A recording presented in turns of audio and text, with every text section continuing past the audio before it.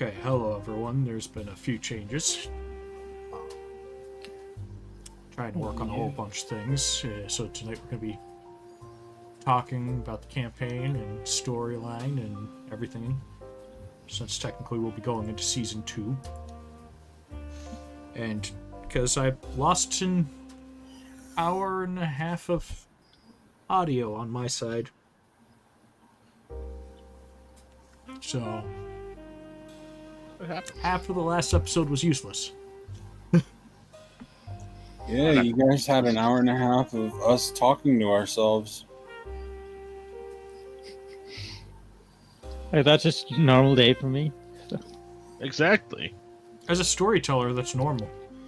When NPCs have to interact, we're just talking with ourselves. Mm-hmm. The voices. The voices.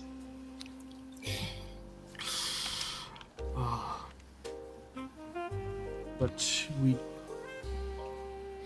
Oh, let's see how much that gets picked up. Ooh. Looks like it was getting picked up. So you guys can hear me typing on stream. Ew. Yep. Hmm. That's nothing. Ah, you might cut out. Yeah, your mic did cut out. Huh?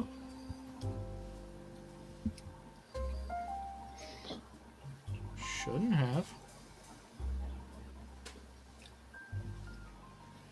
Says it's still picking me up. You guys still hear me?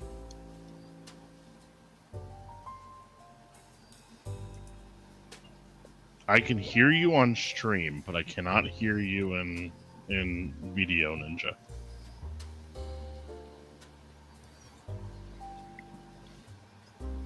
Can you hear me now?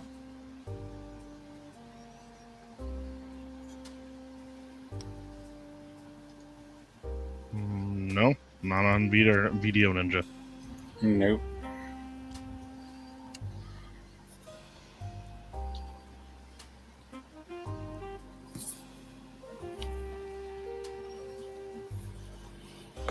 Sure you're not muted inside of Video Ninja? Yeah, I'm sure. I've got you guys muted because technically they'd hear double.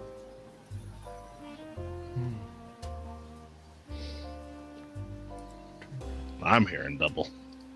What? Is it working now? Ah, I hear you. Excellent. Yeah, now I hear you double. The wonders of technology. I had to re-click the button for it and it didn't do anything. Video Ninja decided to have a spasm.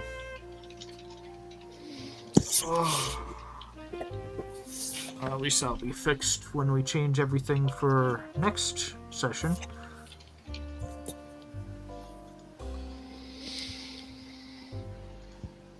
Okay. So last session we had you guys talk to a priest and everything, which is part of the audio that was lost, and go back to Victor's hometown. I can't remember where we found found out that my mic was muted. Well, actually, it wasn't even my mic was muted. It's OBS decided to choose a different selection. We talked to the being in the forest too. Ah, The yes, yes. Snake, hook viper or something. Dart Vipers. Yeah. They're part of my lovely creations I've made for...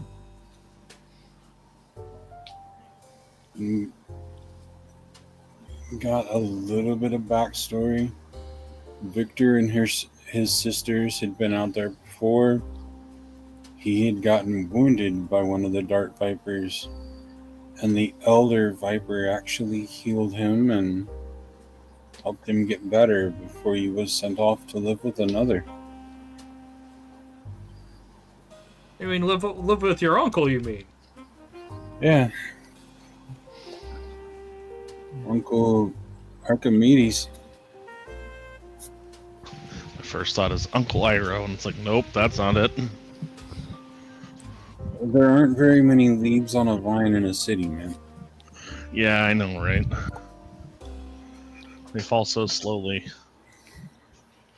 Your tea tastes like leaf juice. And he was not wrong. Hot leaf juice. Hmm. Then I do love that is the worst insult that Iroh could ever make to someone. Your tea tastes like hot leaf juice. Yeah. Isn't that alti? Yeah. Yeah. Yeah. Yes, but No, the response is you're no nephew of mine. they Yes, find out that the town Victor's from has mostly been replaced by mimics, including members of his own family. And Azeroth wants a mimic of himself, that's for sure. One of you's enough of a pain in the ass. so what Axel is saying, I want to personally volunteer to have a changeling assume my identity. I mean, that's not really what I'm saying. I'm saying I want two of me independently in the party at the same time. Then I can be double trouble. But changelings assume the identity. It's like sitting here and walking up to a skinwalker and going, "Can you pretend to be me?" Yeah, exactly. There's a process to that. In fact, in the skinwalker's case, there's a very specific process to that. Yeah. Well, there was a time when two asses might have been interested, but now that's just pushing it. Double the Azeroth, quadruple the Pax. Yeah.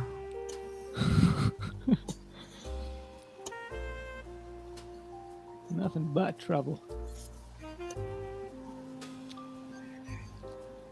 Make it double.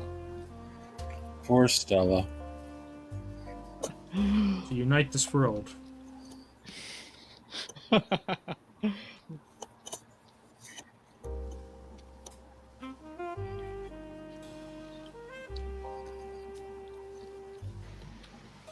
So the priest brings Victor and the party to Victor's home. They gather up his father and they go to a meeting in the woods where they talk about some things. Yeah, we did have a little bit before that as well where we were picking up supplies, but honestly, not a lot of that is like needed dialogue. It just that is a lot of what was happening earlier on in the VOD. Is basically we were picking up supplies and setting things up to what I'm looking for. We're setting up supplies so we could do our best in this area. Stuff like that, revealing lantern and stuff like that. So Yep. there's a little bit of back and forth. I think the stream missed the crazy necromancer type of guy. Yeah. So he's going to be a new character again at some other point, but we got introduced and got to listen to him be crazy. But Which the is summary sad. of that character is basically he's in a mech suit, and that's what's keeping him alive. Sort of. Technically, the suit isn't keeping him alive. The flesh is just in there right now. And his spirit and consciousness is technically in the armor. So instead of piloting the sort of mech-like armor, the power armor that he's in, technically the armor is puppeting a flesh corpse inside.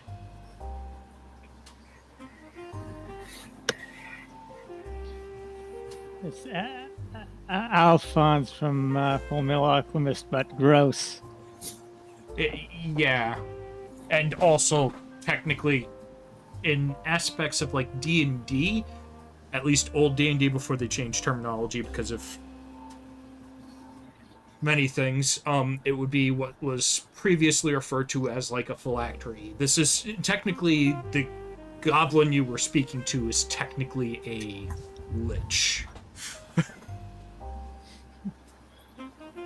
He is technically a lich that is only alive because he's attached to that armor. There may or may not be other people who have tried to perform such lichdom with varying levels of success. Yep.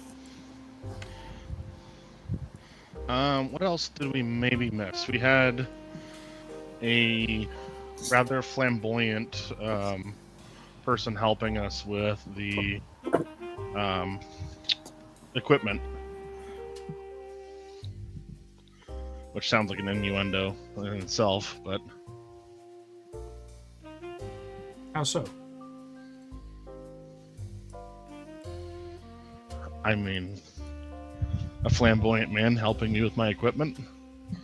How does that not sound like an innuendo?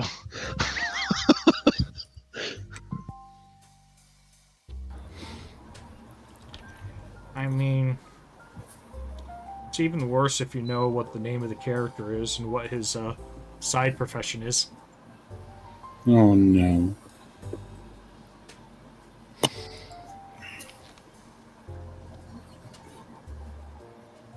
We did. Did we? No, that was the other session, wasn't it? Where we found a note about coming here, or Yeah, that was the session before last. okay. It wasn't a note. You were conscripted by Lycos because of a certain deal you asked for. Somebody was like, Mr. Giant, can you bring back a dead family member? And he's like, I guess? But you work for me now. All of you. Technically you all worked for him anyways, but then... spoilers. Yeah.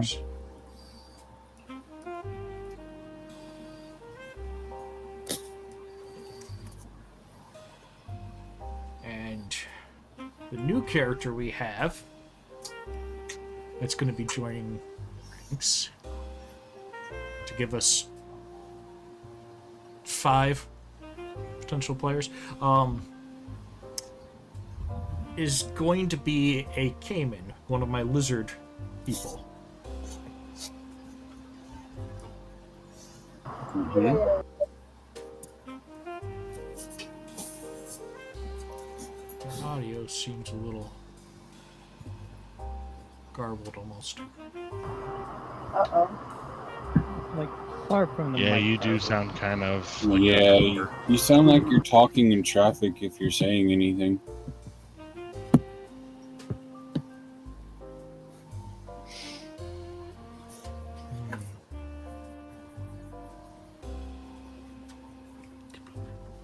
A lot of background hiss.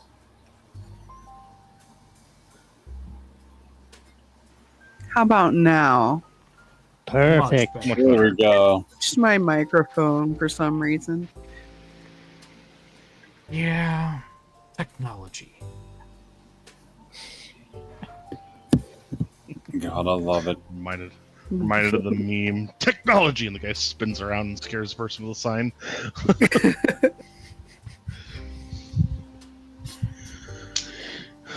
All right, yeah, and then after that point, I know after we handled equipment and the necromancer giving us our like brain talk to each other things, and it being kind of dicey. It was a situation of like longer things might end up frying our brains. We ended up making over towards the Dart Vipers, like Draven was saying, or Victor. Yep. Yes, and I can't remember. Did you guys ask the lovely lady her name? What one are you talking about? The Dart Viper. I never bothered. I was being pretty quiet that session. had it. Went from Azeroth being in the spotlight to Draven being, well, to Victor being in the spotlight. Oh, I'm very intentionally letting Draven be in the spotlight, so I'm trying to be a little bit more on the quiet side.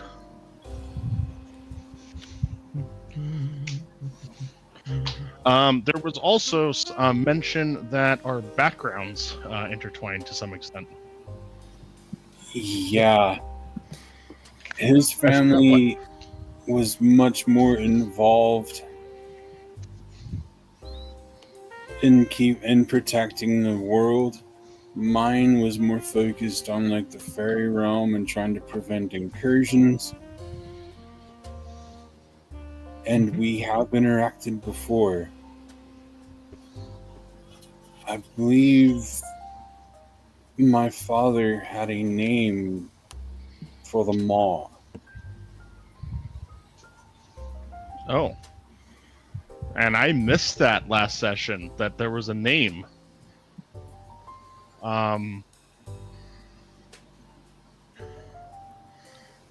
Did you ever tell me that in character? Valoa Belmont.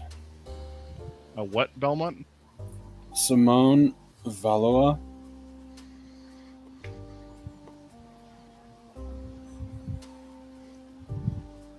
Valua is the middle name.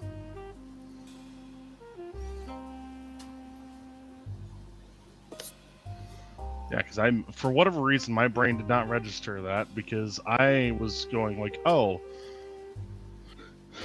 this. So I recognized, like, this is a brother. I didn't recognize the name.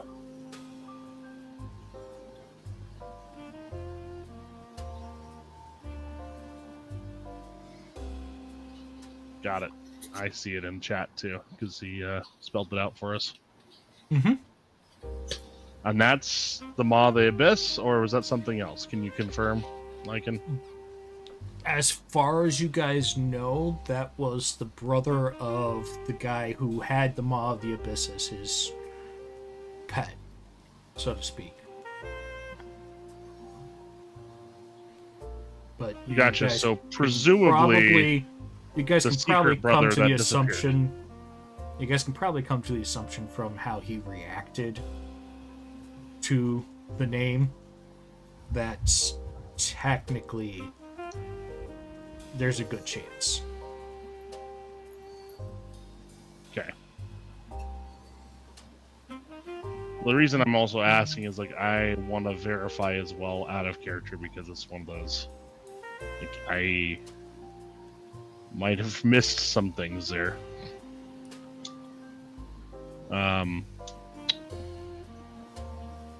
Because I also probably have the name of the person who owns the spell book in the spell book. Yes. And his name is not Simone, right? No. Okay, so... In fact, this family record seemed to not have a Simone. So that's one of those, wait, what? Yeah. Now, my question, where did that name come from? Because I missed that piece somehow. How did you end up having a name for the Maw of the Abyss? Because that probably has some significance. Yeah, that was never asked. How did Victor come upon that specifically? My father had mentioned the previous incursions. Yeah. You revealed yourself to them. And it led to we have worked with their family before. Many times, in fact. And this guy was the one that was cursed. I remember that. Mm-hmm. And I only ever said something about Maw of the Abyss being a brother, not Simone. You would have never known it, because part of his curse was to be forgotten. Yep. That's something we can kind of dig into. That's the other thing, though, is the curse gets broken once the person's discovered. Depends.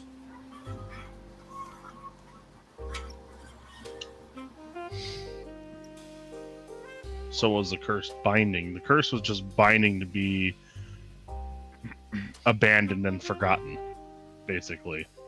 Scared by the shadows. Consumed by them. Yep. But there may be But also very likely the reason why he was trapped inside of the crypt. That's probably a part of the curse itself, i.e. going to obscurity. They put him in the crypt and instead of working with him, and then eventually he just kind of got left there and they forgot about him. Pretty much. This But became there a may- family story.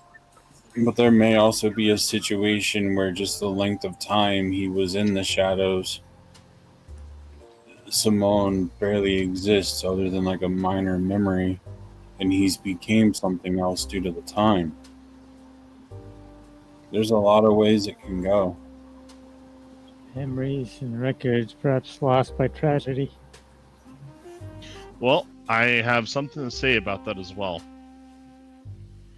You knowing it defies the reality that they would be stricken from record, which is likely in existence due to the Feywild in this area. And that's what I would presume is what's going on there.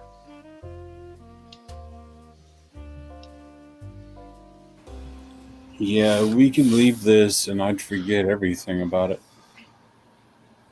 That does beg the question, is it easy to forget?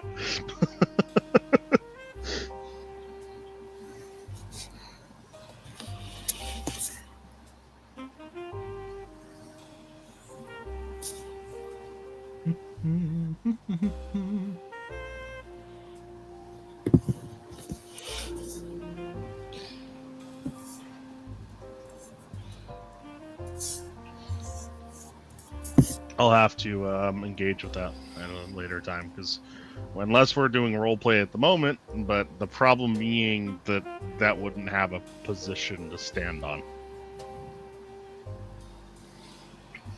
Right, and looking through my notes and everything, we did not get that Dark Viper's name. Or if we did, I somehow didn't get it. They did say a lot of their names in that process. I think it is more of a situation of it was forgotten to be written down, and less so that we didn't get it. Because I remember her mentioning multiple names in that situation. Yeah. I just didn't write them down myself either. I unfortunately am not the best at taking notes when I have some mental issues going on. And I know that about myself. When I got issues at home, I forget about stuff.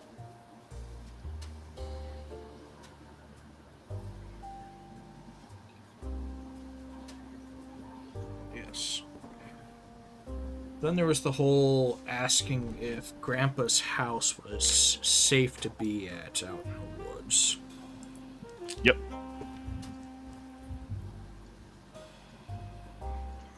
And overall, it seemed like that answer was maybe, probably. I don't see why not. And we hiked to it, and it looks like it's been tossed over. But Yep. there was also a forest spirit that my family used to appease. And It's a giant apparently, man-sized moth. apparently he had not been getting his offerings.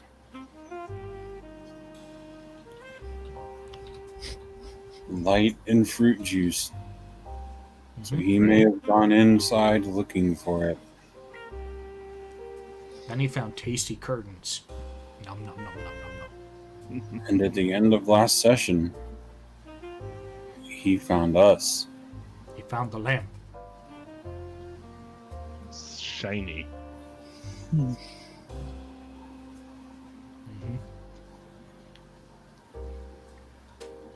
But the new character that we'll be joining is going to be a lovely caveman from my lizard race people, who we're going to be pulling from, what was it, the swamps, the bayou?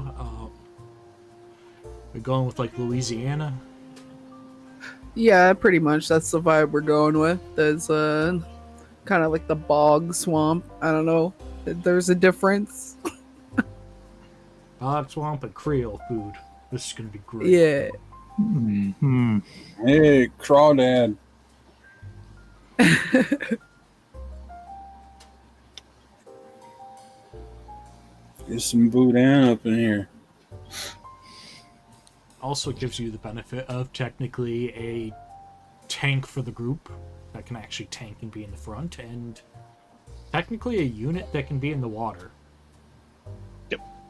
A secondary unit that can be in Amphibious. the water. Amphibious assault. Yes. With brute force. Nice. It's funny, because both your guys' tanks just so happen to be the water creatures.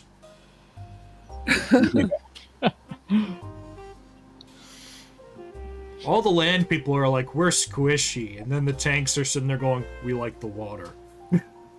It makes us go fast. Underwater part of the campaign win.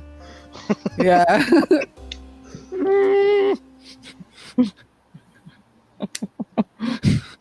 Note to Victor. Learn to swim better. Plenty of spells that can help you with that. Got that underwater DLC. But it'll cost too much and it'll barely give me any improvement in breath holding. They're gonna go the EA route with it. Well, I know you bought the DLC, but now you have to buy the DLC to have better breath capacity and to have a better swim speed. Yep. You know what a cheetah looks like trying to cross a river? No, I don't think they cross. Oh no. I don't think they Cheetahs don't crossing. like crossing rivers. Poor Stella. So about those underwater cities you can go to.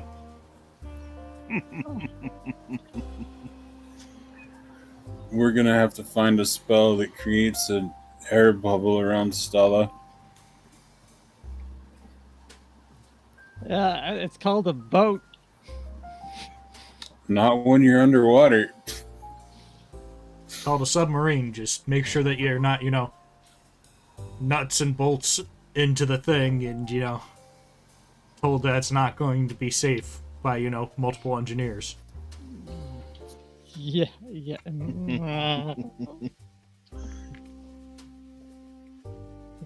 anxiety. When the engineers warn you, you should probably listen. And your business partner shouldn't be the second person to go, I'm gonna do it, and I'm gonna do it better.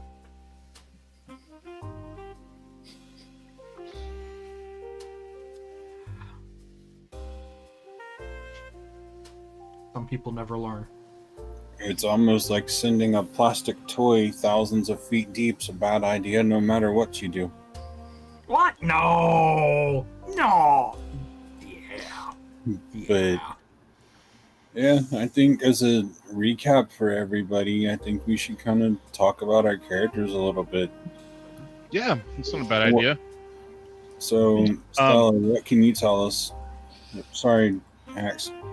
There is actually an alternative. We could introduce Betty in this combat if Lycan wants to run it this session.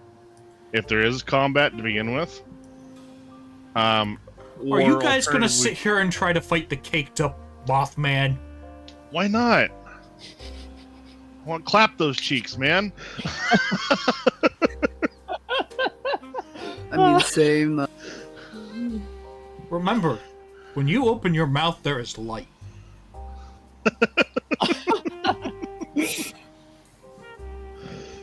When Mothman is holding your mouth open and staring into the light, That's your own fault. And So- your kind of energy would buff him too. Maybe. You don't know. So, with that in mind, I'm offering that as a potential.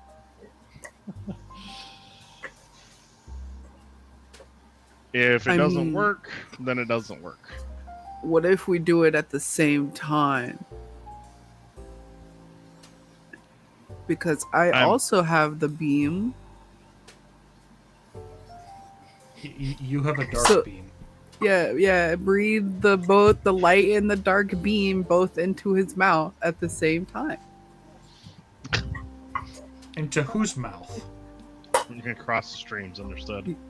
That's where you gotta find out. Are you Yeah. saying that Betty is going to come on to Azeroth? Oh, fuck. I mean, I'm not gonna say anything. We're just gonna find out. Oh just- no.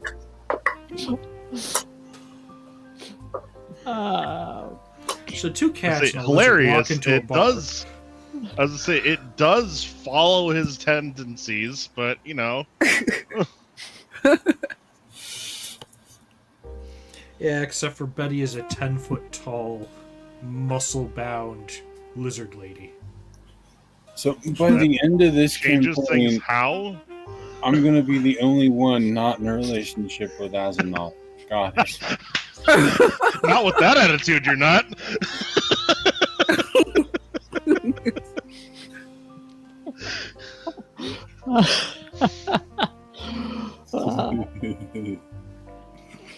Great, so I see what this campaign's turning into. It's the Azeroth harem campaign.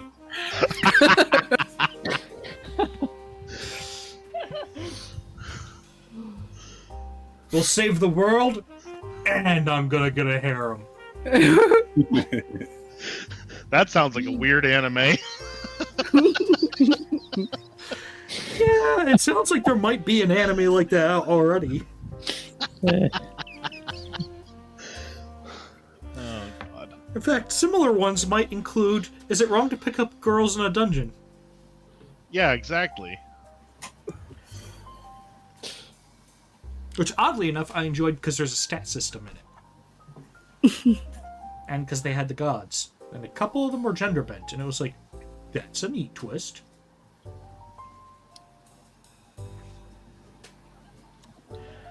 But, anywho's. So you guys want to sit here and go smashing against the Mothman. See Yeah. if he's going to clap your cheeks. I didn't say smashing against, I said smashing. That's a One does totally not different simply gaming smash the platform. Mothman. One gets smashed by the Mothman. Let's say in the game of Smasher Pass, smash.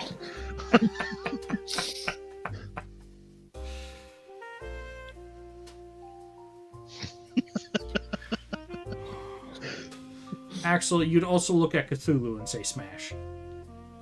That I would. I mean, same.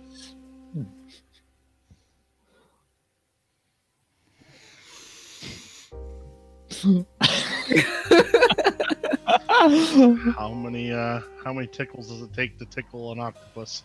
10. 10 Ten tickles. tickles. Anyone else tell Oh my there's a gosh. full moon this weekend? And oddly enough, it seems like the only full moon they're interested in right now is the Mothman booty.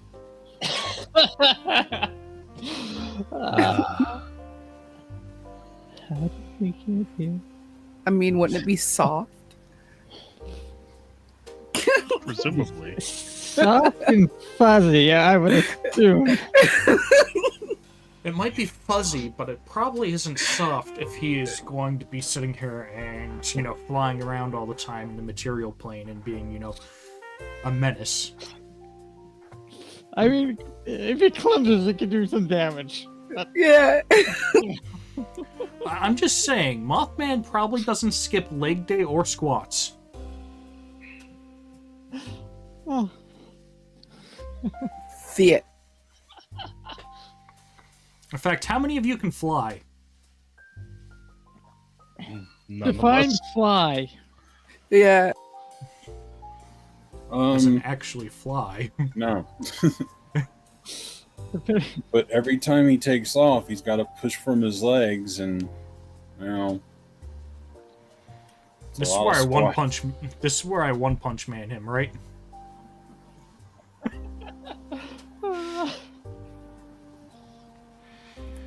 Oh,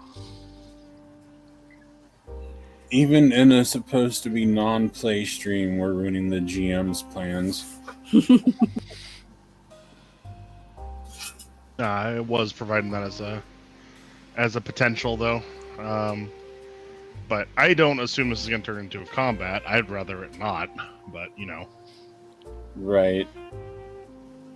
So, kind of give everybody in the stream and Stimky an overview of who Asanoth is.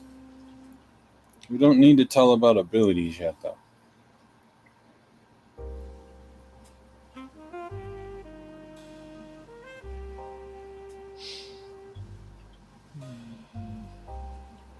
I So we missed can't something. yeah, we can introduce the characters and everything else. And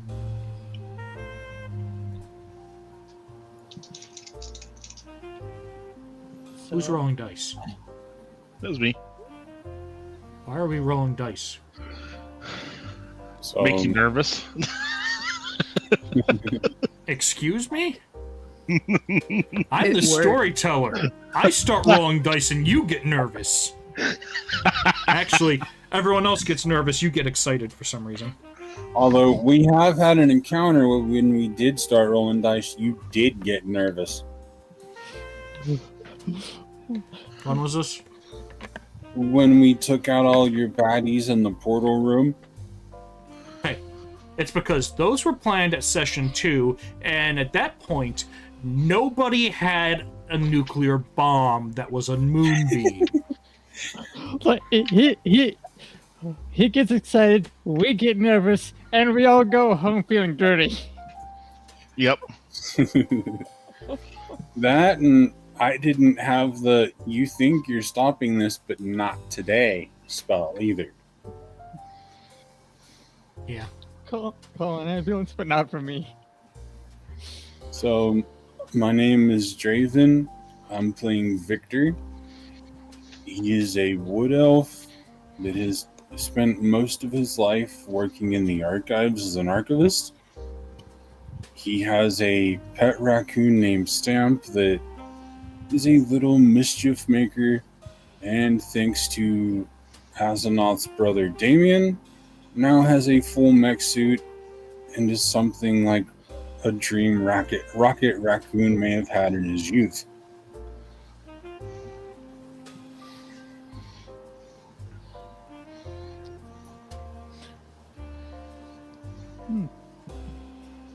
I could take it. Yeah. All right. My name's Axe. I am playing Azanoth the Luminous, or Calder Belmont, depending on what he's currently referring to himself as. He is a show magician, wears usually a performance outfit, or the Belmont colors, depending on what situation he is in. As it currently stands, he is probably going to be switching over to Calder Belmont in this next session here, because it seems like the better named may be under while he's doing some general monster hunting and otherwise. I am I think I had him as 6.5 feet tall. Lunar Draconian, and so he has, general kind of blue, silver type of colors, silver eyes, for example, and general glass cannon type of abilities. His main thing is nuke everything in sight. I know you said not really going into the abilities, but that's honestly my general ability set and the kind of an overall view of the character, because it's a mage.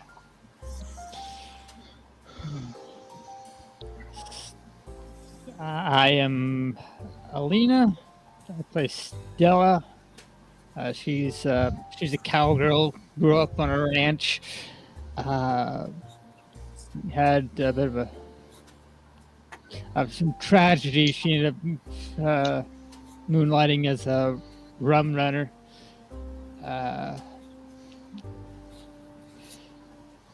And she has a kind of a complicated relationship with Azzy, older. He had the Can confirm. yeah.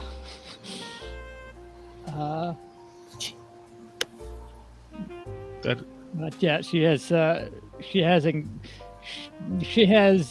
Winchester rifle and anxiety, social anxiety.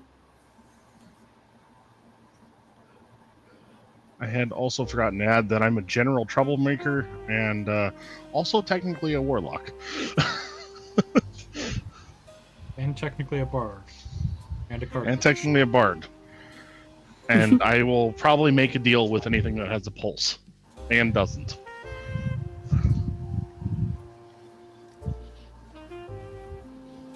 Gambling, Yeah. man.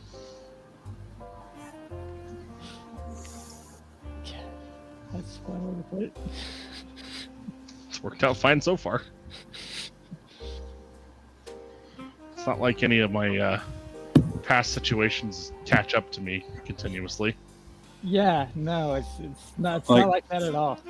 Something hasn't been hounding you for years. Yeah, definitely not hounding me for years. And yeah, complicating things. We can kind of give our own opinion of what Echo's character is since Echo's not here.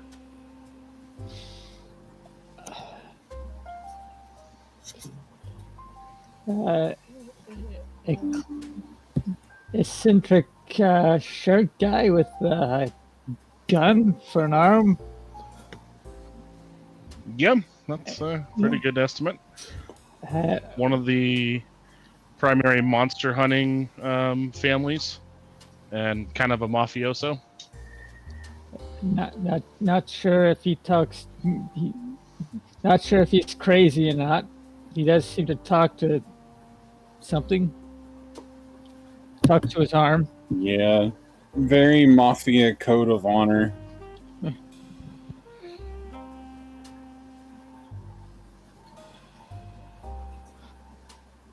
He's had a very different upbringing than the rest of the party. And sometimes it creates situations that confuse him or is just weird to him.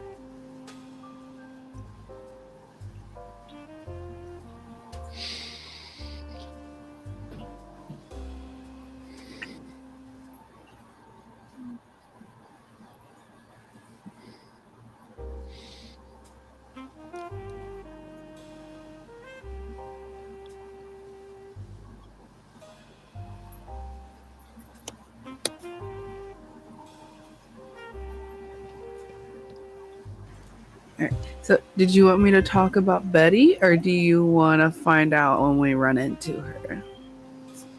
We can talk about Betty and introduce her a little bit. I was gonna say I would say from what I've heard in the past, it would be a good idea to introduce at this point. Yeah. All right. Well, as we know, she's a 10-foot tall caiman. She's a little bog lady, you know, with her out there with her Meemon, her 3 brothers. She's very skeptical of strangers and new people. But she also, her favorite thing to do, of course, is smash things. I mean, why not? And she's secretly got a, squishy side. But she's also a very tough cookie. Good luck putting a dent in her hide if you give her a punch.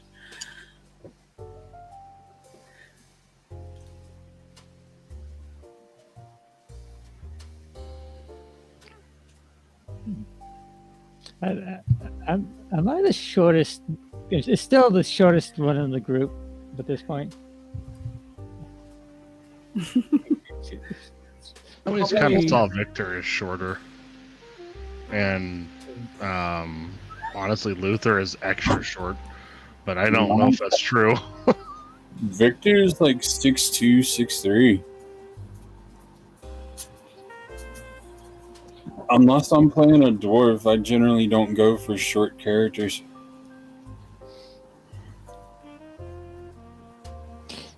It's like Stella's like 5. I have it written down as 5'8". It's probably closer to 5'10", but yeah. Not half of Betty. Yeah.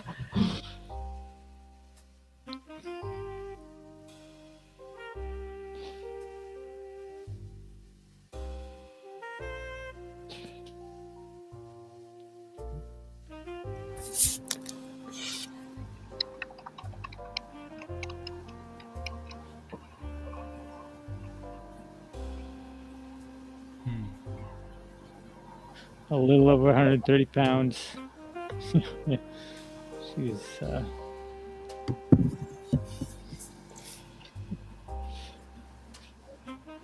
Yeah, Betty's like 400 pounds. I mean, you don't get to 10 feet tall and be a large lizard creature without. Yeah, exactly. Yep.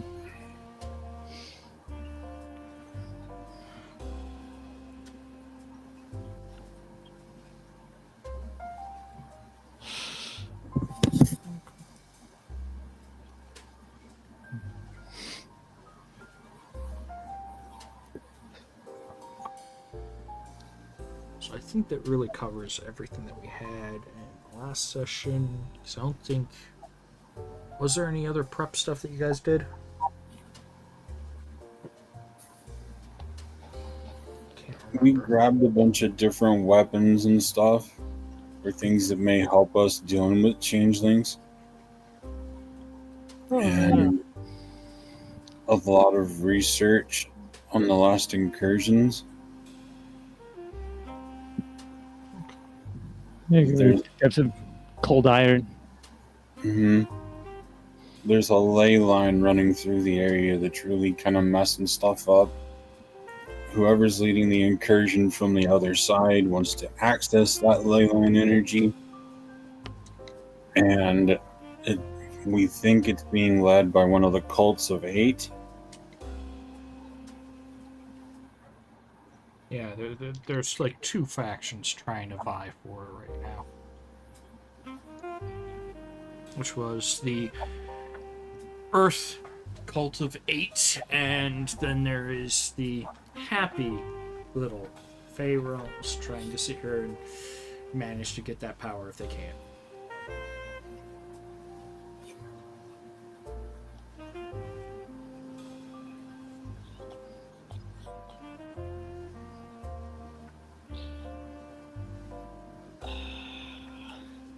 One thing that you guys don't have any knowledge on is it just the town here that's been invaded by them, or has the changelings invaded other towns nearby?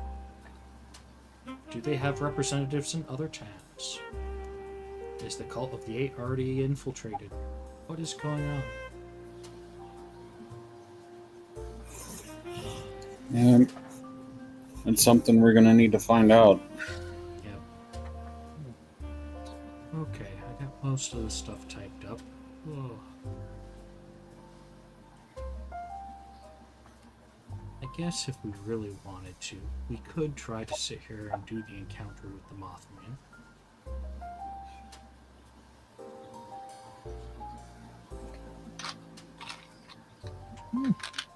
Make this the actual official, like, 17, since I had to toss 17.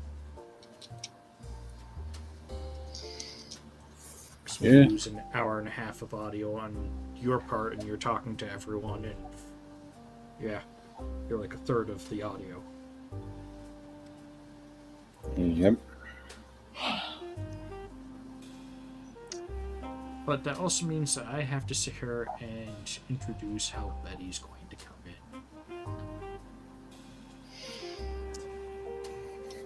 So this means it's going to be Stimky's spotlight for a moment. Oh, that is perfectly fine, man. So there's these usual guests that come around to see your ma here and there. One of them is this really elderly human guy that throughout the years hasn't seemed to have aged at all. He just seems elderly and comes in with a walking stick and a long coat and talks with her, and usually they talk in private.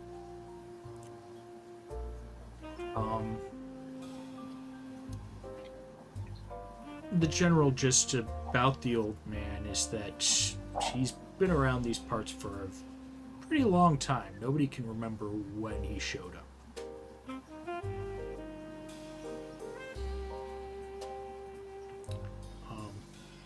But like any other day, this old man shows up to sit here and have a conversation with your mom. But after a few moments, you're called in. And the man is sitting there with a cup of tea in front of him and a cup of tea across from him, and he seems to look around and go, "So, Betty, your mother has told me you're quite capable." Well, I mean, you kind of have to be with these brothers. Yes. And they're going to be working around here more and helping out with some other things going on. But I've been talking to your mother, and she thinks that would be best for you to go on some travels abroad and help out with some things that a colleague of mine has asked me to help out with. I mean, do you think they're capable of taking care of me, Ma? At least Rail is. I don't know about Slon or Slosh.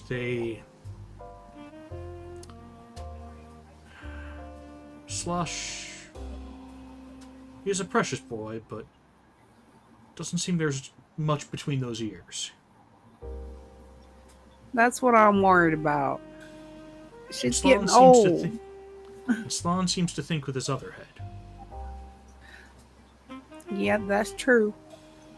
But Rail's got a good head on him. He should be able to keep them reined in. As long as you think that she'll be okay, that's what I care about. I'll be coming by and visiting often. The situation that I have been asked to dispatch somebody is a slight incursion of forces into the... Oh, to be simple, I know you guys don't know much except for stories around here. There's other planes, there's incursions coming through, and one of those incursions is from the Feywild. There's currently a mess going on, and I require an additional agent to have boots on the ground and to support some softer individuals. They require a little bit of looking after, and they do get into a lot of trouble, from what my colleague has told me. Well, I mean, if somebody needs helping out, I don't mind helping. It's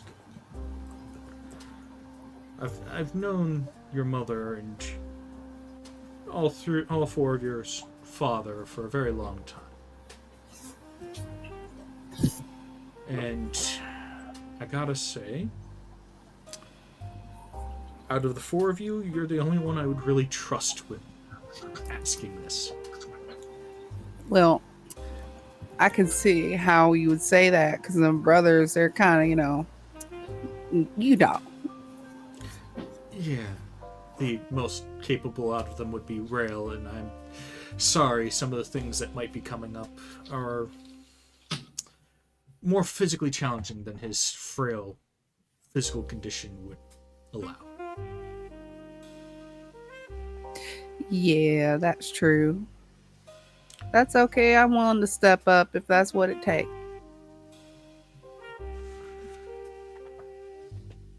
So, beyond the entire thing, I'm going to have to send you to a location in which the contact I had there hasn't responded in a long while. I think they might have passed away and never named a new contact. So there's no telling what sort of condition the portway will be in which you will arrive. I don't even know if the house will still be standing. So for all I know, you could walk through a door into just a doorway standing in rubble.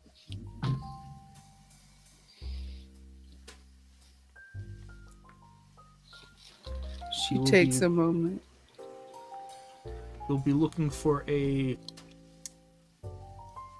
colorful, iconic individual with fluff, and who tends to...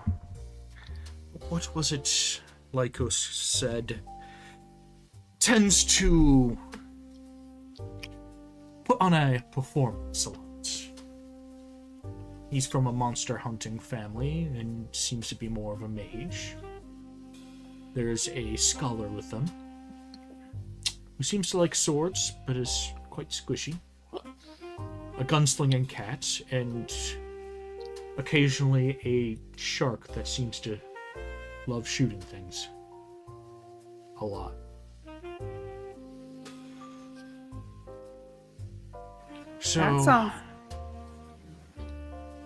So I have to say, be careful. I do not know how much trouble they will drag you into.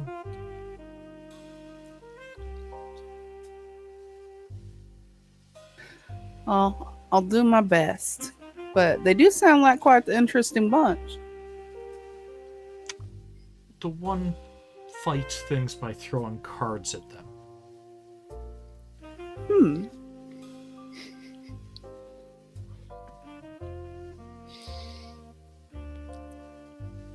Yeah. It's why I'm quite concerned on why my colleague has chosen these individuals and why he hadn't assigned somebody a bit tougher to be with them anyways. We might be on a short list for people we can trust.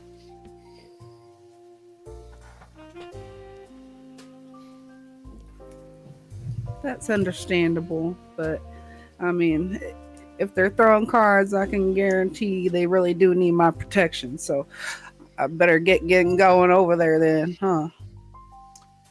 Yes. Before you leave, though, I know you never met your father and that he stayed distant to you kids, but he has sent a few things. He pushes over a small chest that he had come in with. It's a few provisions that should be able to help you a little.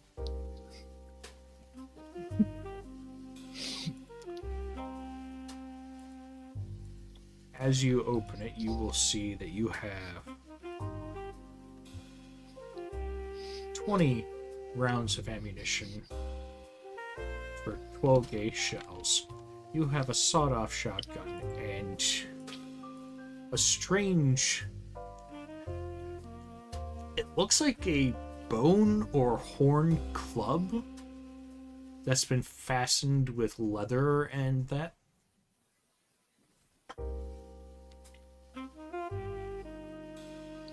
And it seems to be from some sort of very large creature. And has this kind of blackish tone to it.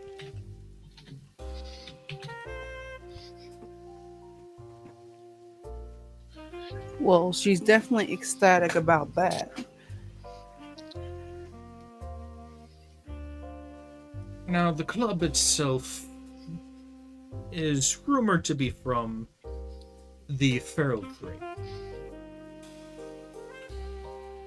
Your father acquired it and shaped it into a weapon so that you would be able to use it.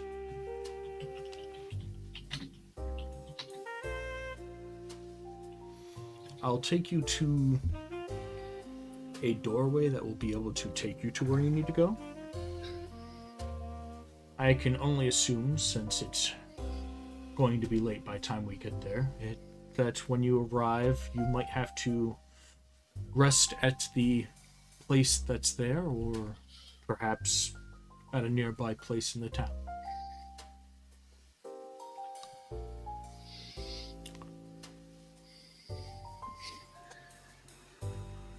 She's gonna nod and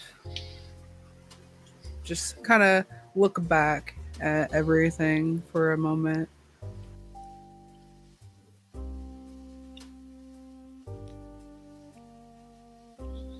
Now, the old man does seem to reach into his overcoat for a second and pull out a old-looking bag as he opens it for a second and kind of thumbs through it and then closes it up and hands you a coin purse. I don't know what they're using over there during these times, if they've changed their currency, but that should at least be worth something over there to help you through. She's gonna nod and thank him very graciously.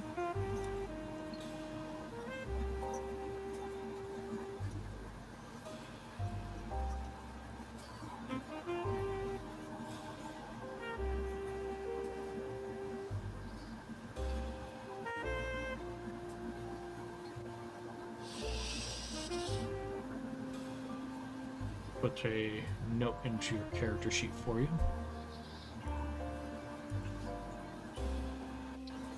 The old man finishes up his tea and waits for you to drink yours. Ends up leading you along into the swamp. Is there anything you want to ask the old man during the travels, or?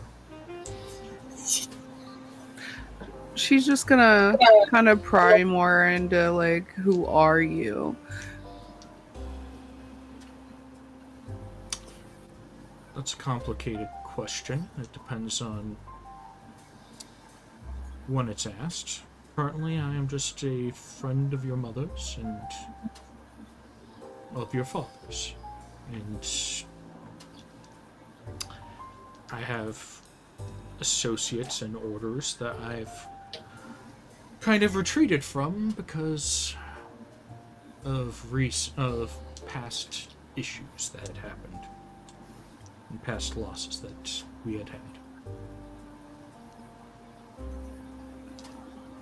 She's just gonna nod and, like, think about what he said for a while.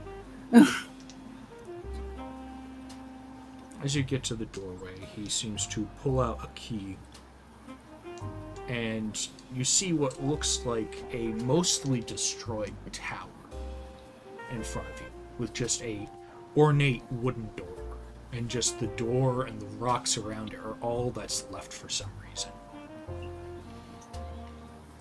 And he puts it against the door handle, and some strange clicking can be heard in the handle and the door before he opens it and pushes the door open to reveal a old house with dust and cobwebs.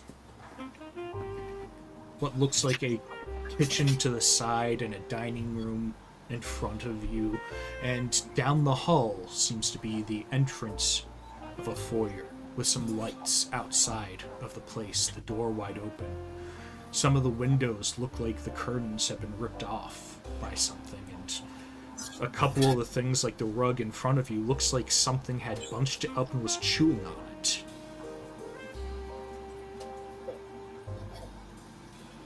And the old man looks around and is like, well, looks semi-safe.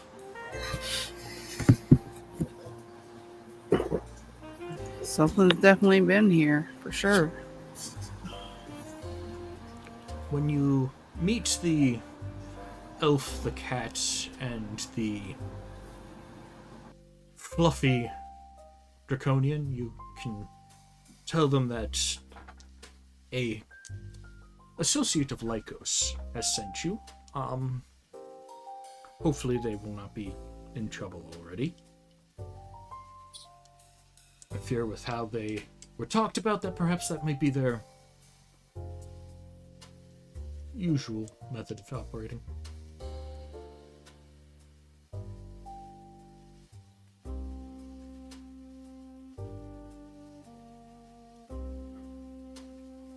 Alright, well, I guess I better get looking, huh? Hopefully, whatever is out there doesn't come for me, too. I'm hoping not, but I know you'd be able to take care of yourself. At least to get to safety. You're darn tootin'.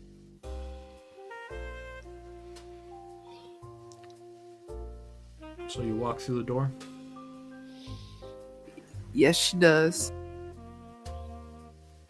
As she walks through the door slowly closes, and you hear what seems like some sort of strange kind of thrill or shriek of some kind, and something large flapping down outside.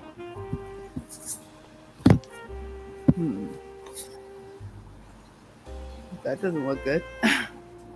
Or maybe it is.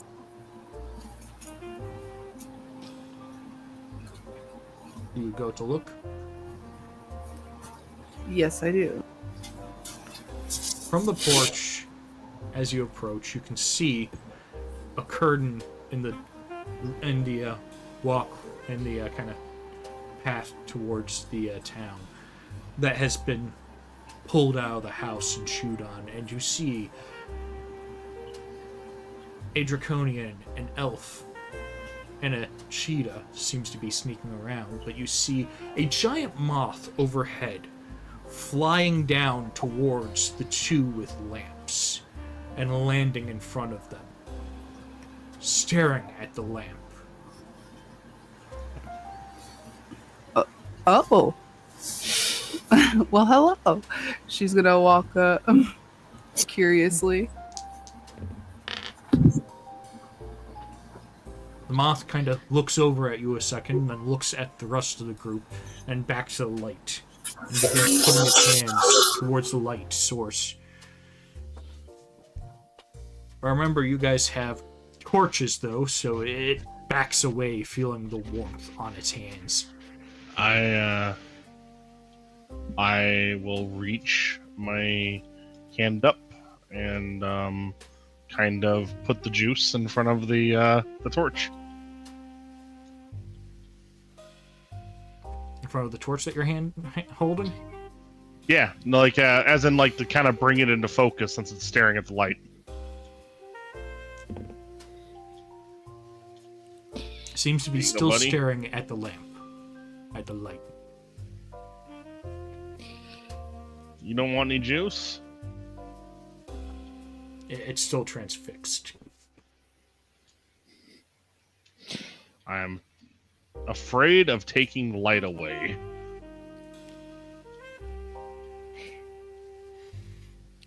As you guys look over this strange specimen, you realize it is very sturdy. take a muscle builder and then turn it into a giant moth, and that's essentially what you have here. Muscles, just a bit of pudge here and there. He looks like just a solid unit of a moth. Oh yeah. Jeez. He's huge, Ozzy. Yeah, he is. I know we're supposed to give him juice, and that's about it. We're just supposed to appease him. I don't have any intent on attacking this. Heck no. But how? Damn, he's thick, though. Stella is still very hesitant to come into the light. She's tracking it with their labor action. Wait. It's like I don't I do trust this. believe Victor's got just a regular. Oh, it's a line of revealing. We don't want to deal with that right now. No, I don't think we do. Is this the point that the Cayman starts approaching? Yeah. Okay.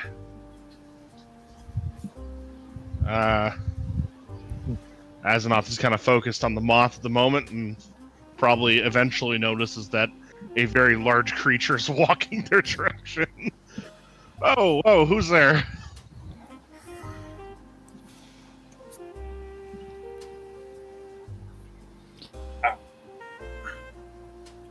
Victor Oh. looks up and over his shoulder.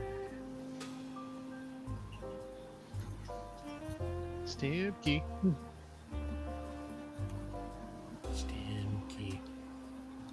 Where'd you go? Muted.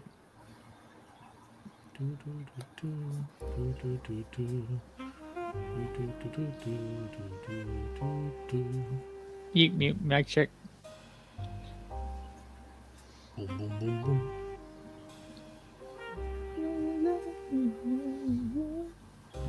We've lost Stinky.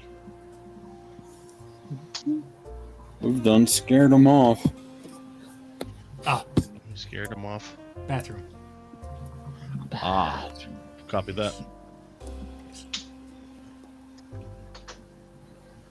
Alright, so I think maybe we back off of the fruit juice that we've laid down. Kind of keep it at the edge of the ring of combined light. I have a feeling if we back off, this thing's just going to follow us and trip over it. I don't know. It seems to be really focused on that light. We can't exactly lay the torches down either. Yeah, we could. But that could risk catching everything else on fire, right?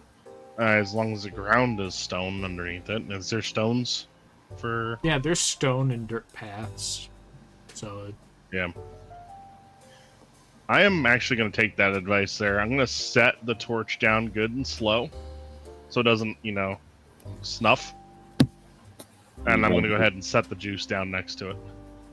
And Victor's gonna do the same, kind of crossing it over the other torch. And backs off. the moth seems to watch the torches go down to the ground and notices the bowl between them, and seems to sit here and start leaning down and licking up the juice while holding the bowl in its hands and looking between the two torches. Before you hear what sounds like a multi-layered voice go, "Light."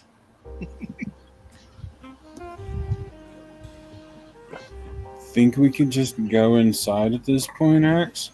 I think we could just go inside at this point. Yeah. So starts to circle around and slips. Such It's a happy. sidle up to the door.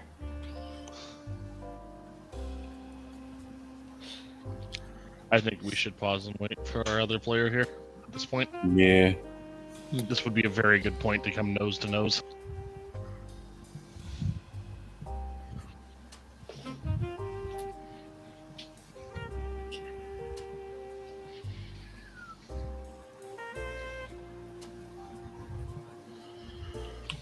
I want some like snacks really bad.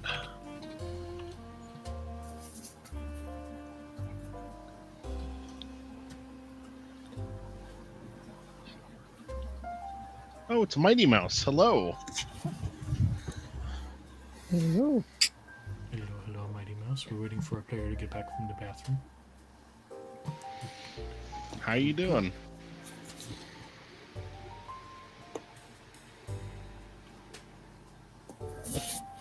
Oh no.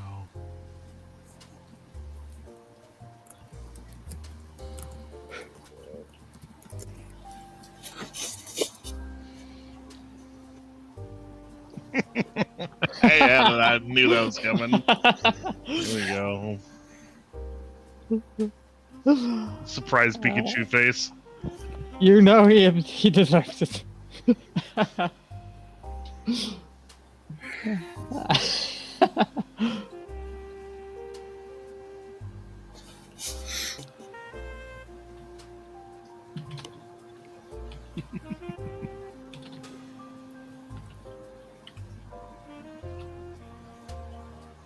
Let's see. I have a lick emoji, but it's a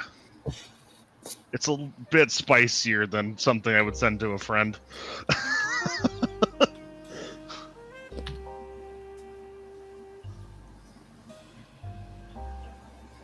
There we go. That'll be perfect. That one's goofy.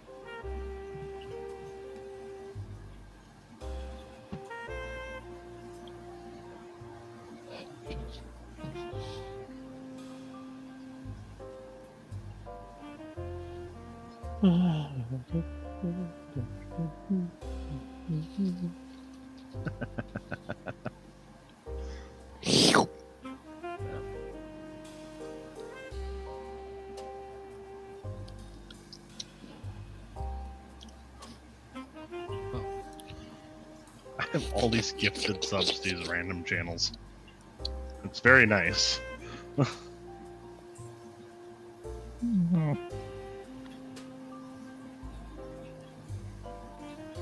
I've stopped paying for any Twitch subscriptions anywhere because it's not something I need to invest my money in at the moment. Yeah. So it's very nice when someone gifts me a sub to a channel that I want stickers for, or emojis from.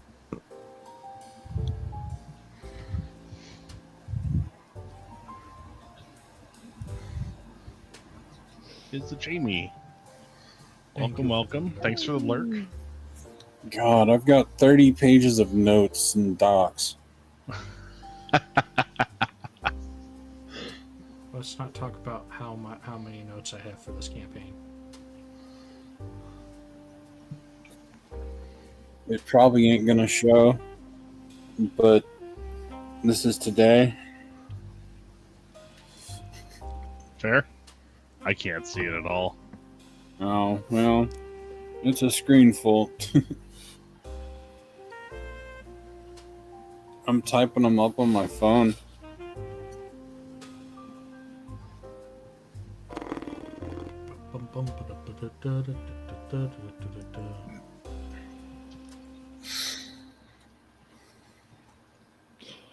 Should we all take a quick bio break? Sure. Yeah, that'd be a Not good bad time idea. to. Okay.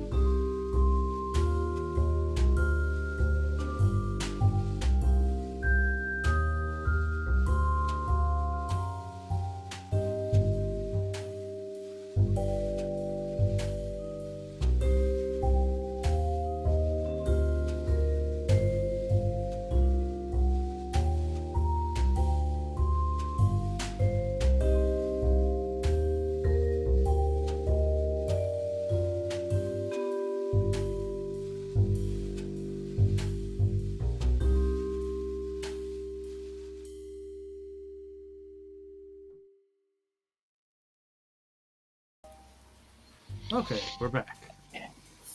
Welcome back, everyone. We've repopulated our bladders and everything. Okay. My thing is, I have a wireless headset, so I just do that whenever I want to. Nice. I'm on camera now. Yeah, that's the nice part about not being on camera. Let's say if I do meat tubing, that's gonna be one of the issues. I'm gonna just get up and walk away from the desk randomly. Intermission screens. Remember that. Best friend. Yeah. And always put some music attached to it. It's either that or I just get a rig that mounts to me and walks around with me. I don't know how comfortable that would be. Well, there's people who do it for... Are you going to be like that caked up guy that went into a boxing match during meetings? I mean, sure, why not? I'm talking about... There's some VTubers that actually have a iPhone hooked up to a rig that straps to their head. And they can walk around and stream because of it. That's pretty neat, though. That seems like shenanigans. No. Okay. So you were approaching the house and it came in after having given tribute to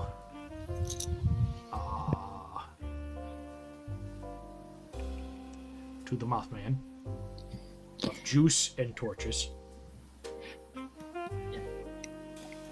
I just... So you left flaming sticks for the Mothman and juice. This will never go wrong. I mean, I wanted to make sure that it wasn't in an area where it would, light a fire, but beyond that, yeah. So, we see this caiman. It's a 10-foot tall lizard lady with muscles.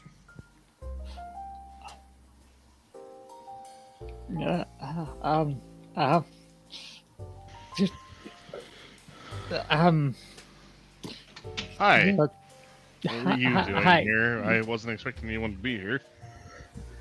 Well, I mean, I was kind of looking for y'all, so I suppose it's a good thing that y'all showed up. How do Can we you talk about this inside? Yeah, how do you know us? Why are you in this general area? Well, so apparently people need help, and there was a dude that came to help me. He told me to tell you guys that an associate like Lycos has sent me, so I assume he knows you, maybe. Azeroth visibly relaxes a little bit to that mention. It's good enough. Yeah, we should probably get inside to talk more. See how much they've tossed the place over, if they have at all. The farther away we're from that thing at the moment, probably the better. That thing's a brick house.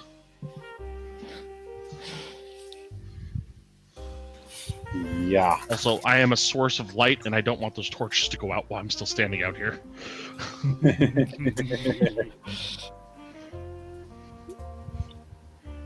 I don't know any shadow magic, and now is not the time to try to figure that out. Nope. So Victor steps up into the house and looks around. Yeah, the bottom floor, it doesn't really look too tossed over. A lot of, like, the furniture and that's there.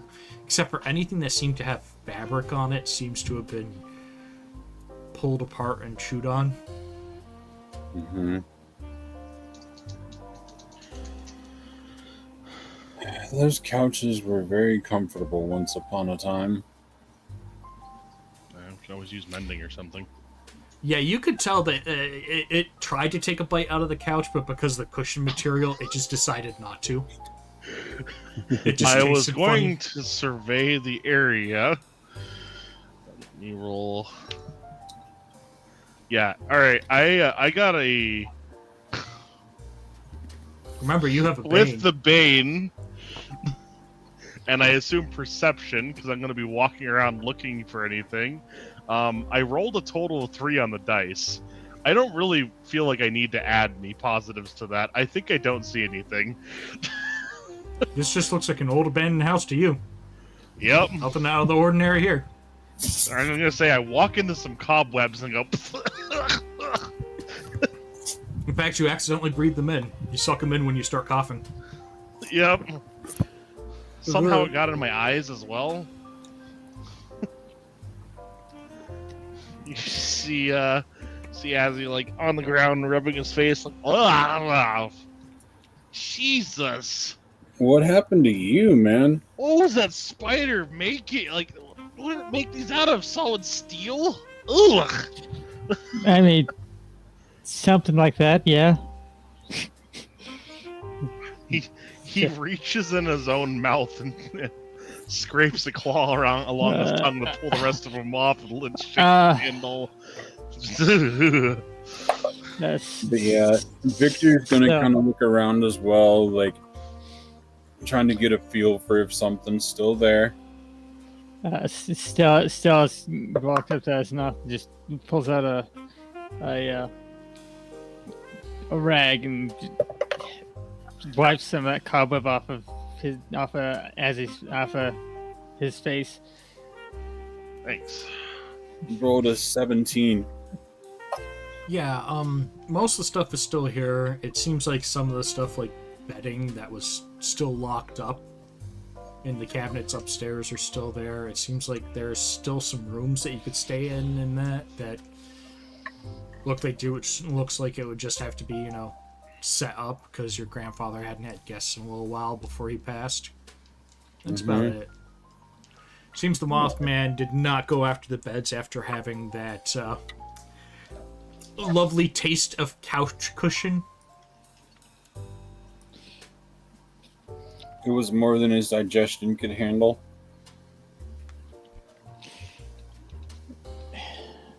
Yeah, it's whatever the couch cushion had, like whatever's inside, it just apparently had spit out on the floor and had stopped eating the couch, assuming that was just gonna all taste like that.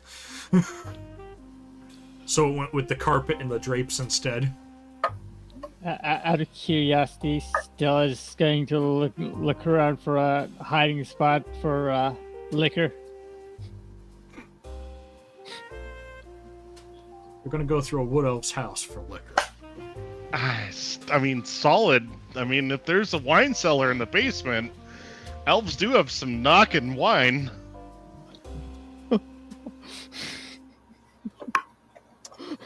What you looking for, Stella?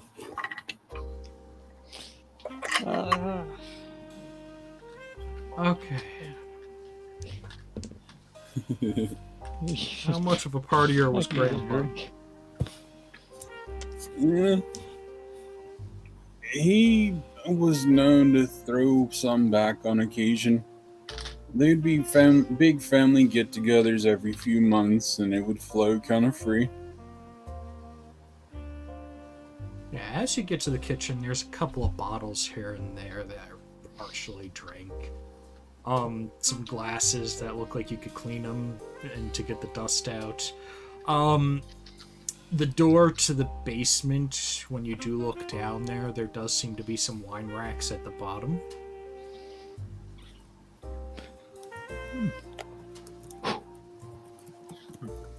What all do you want to further investigate? I'm not gonna go too deep here. I'll just pull out a bottle of wine, blow some dust off. Most of what's up here is like whiskeys and scotches and that kind of stuff. Some of them seem a little bit more on the pricier side, but they all seem more newer stuff.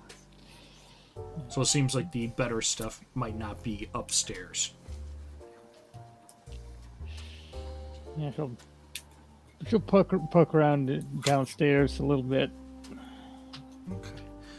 I need you to roll either a perception or sense motive.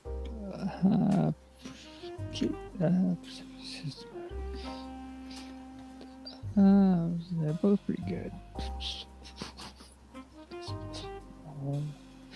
Both +4 looks like.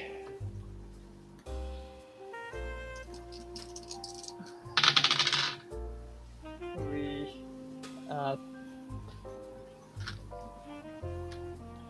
13. And tell me which one you're choosing. 13 for sense motive. Looking around the room, something seems weird about the room in the basement. Like, something's not adding up. Can With the I, blueprint of the house and the foundation and everything, it's not adding up. so can I have advantage based on my rum running experience?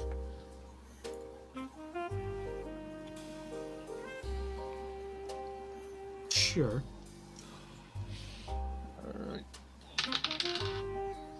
Alright, Grandpa. I'll What should bring it up happen? I'll bring it up to a 15. 15 on the dice. Sorry, I've got to add modifier. So 19. Okay. You kind of look around the room and you notice that one of the walls is stone walls with all the racks, and that seems to be way further out than the footprint of the house. In fact, several of them seem to be this way, but one of them in particular looks more commonly taken care of and dusted. A lot of the wines and that on these seem really old. Hey, Victor, I found something. Really?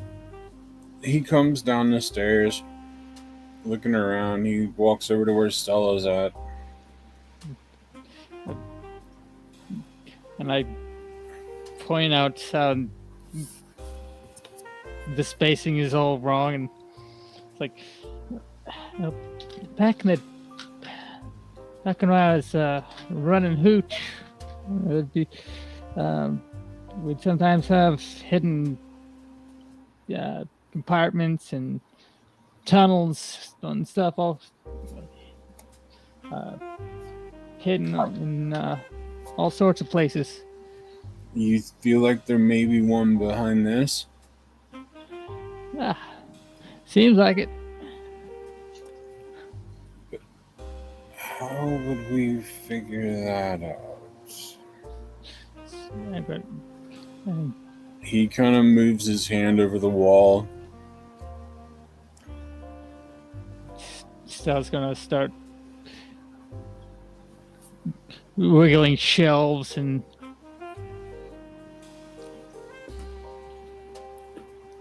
bottles and stuff.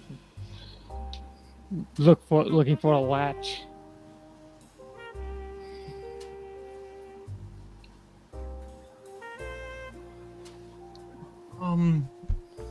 Where are you gonna look for the latch? What kind of latches are you looking?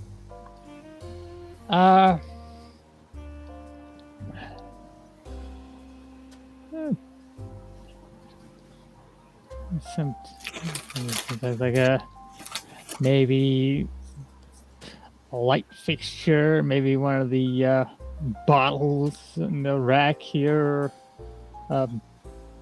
is some kind of mechanism.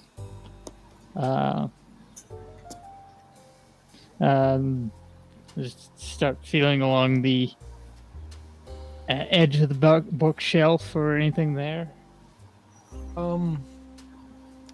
As you're trying to mess with the bottles, you notice that they are all stuck in the wine holder. and they don't seem to move until one of them, when you seem to try to turn it, seems to turn and you hear a click. Ah. Got But it. it still seems to be closed. I think it might be. After a few moments, you guys do start figuring out the sequential order. That it's a sequential lock for some reason that Grandpa had in the basement. The old man was clever. Yeah, well, he was old. Gives you a lot of time to develop cleverness. I suppose so. I didn't know anything beyond Grandpa. The taking us on the trips, trying to spoil us side of things. I didn't really know who he was beyond that. He passed before I could come back and talk to him adult to adult. Coburn to Coburn, and learn some of the knowledge he may have had and secrets he held.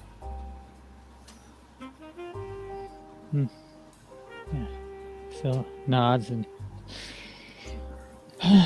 let's. Shall we see what kind of secrets he's been hiding behind here? Yeah, I'm definitely intrigued. You found it. You go first. You get the honor. All right. But I will open the door. Yeah, as you guys continue to figure out the puzzle, you guys sit here and open up the door, and behind seems to be a large room, and it seems to wrap around this smaller inside basement. And it has some pathways that go down into the earth a little bit. Each one of them with strange doors, with markings and seeming to be arcane locks on them. Alright. And in front of the doorway where you enter, there are display cases with a bunch of weird relics and bookshelves with ancient tomes. And a picture of your grandfather.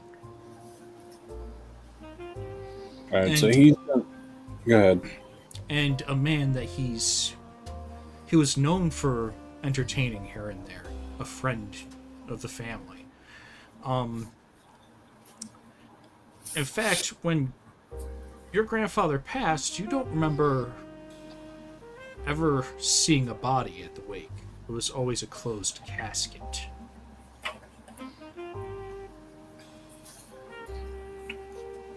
But this picture looks like it's from a couple hundred years before now, and it looks like he was very, very close friends with this strange sailor guy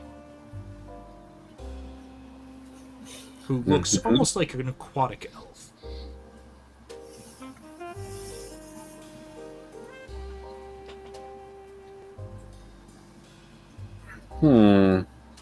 But Victor's gonna yell back up for Azanoth. Azanoth, we found something that could be very interesting. Bring our friend down. We're in the basement. Understood. I am going to say that as he was upstairs clearing off a spot on the counter to make some food, because it's been a while since the player characters have eaten anything. Might as well, right? Yeah. Especially with a low roll of perception. I just kind of walked into some cobwebs and then gave up. Yeah, you pretty much became Shaggy. It's like, I'm going to go make some food.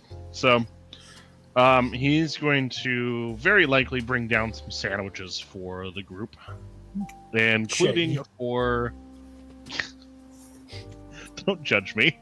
Including for our Cayman friend that he's most likely been talking to a little bit, just to kind of confirm where she's come from, why she's here, kind of bring her up to speed a little bit, that there's some threats in the area that are kind of weird, and to keep us in mind, and we came here to talk freely and quietly in a safe space. There was the remains of, I think it was an elven person on the ship that was the body of an a treant. There was the Ooh. body of a treant, yes. Someone said, "We oh, there's a body on that ship we arrived on." But, I believe that body is the ship that we arrived on. no, Yeah. there was Yeah. No. another body in there. No. The only other thing that was in there rotting was a puppet. Ah, Yeah. Made of a very similar wood that the ship was made out of. Victor's gonna kind of be walking around looking at the relics.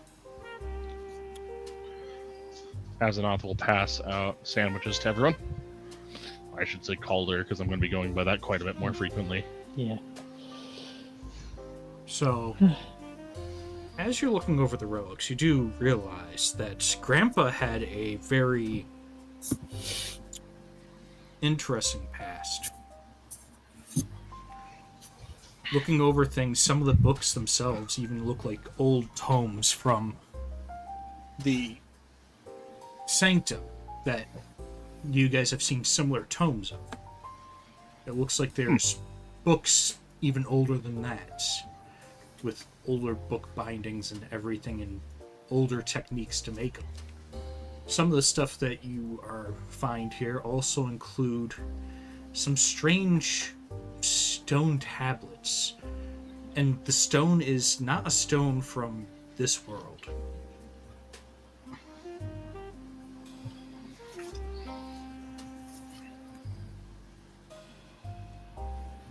What the hell? I've never seen these. He's looking at the stone tablets. Interesting. This is definitely an odd find. Yes, they seem like a very dark blue-gray, with the chiseling having a almost metallic material inlaid into it, so you can read it better. Interesting. So you were sent here with someone who was working with Lycos, correct? Yes. Cayman. Okay. Now, I want to basically introduce you to all of us, get us acquainted and otherwise. She as well nods. as we can look through this room and see what else is in here, because this actually seems to be an interesting find. Yeah. My name is Victor, and I've been working with Azanoth. Are you going to be going by your regular name? I would like to be going by Calder at this point. Okay, Calder. I do not mind that she knows. He points over at the Gaiman. However, please do not mention my other name to anyone else. So my name is Calder. Gotcha. I'm going to be going by that for this entire mission because of where we're at and what we're doing. Makes sense. And this is the home of my grandfather. He looks around, still kind of surprised and awed by what they found. Like he wasn't expecting this in the slightest.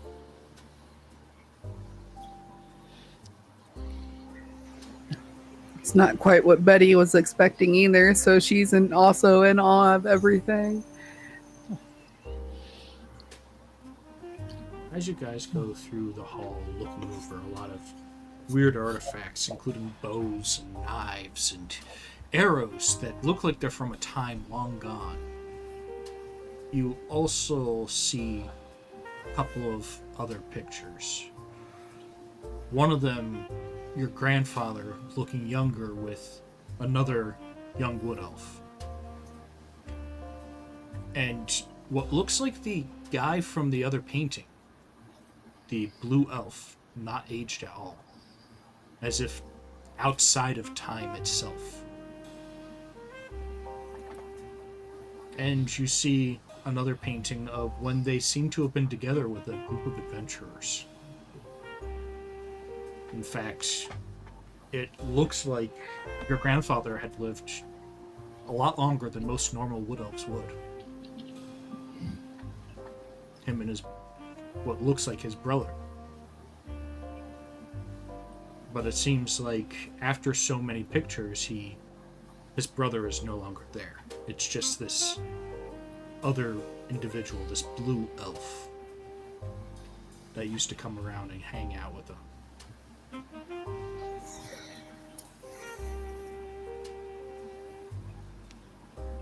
Man, I wonder if that's the brother of Archimedes that he has mentioned, that his sister has mentioned. He looks at the blue elf. It's like Archimedes has played as a blue elf, or not a blue elf, but an elf, for I don't even know how long. It could be. That would be interesting.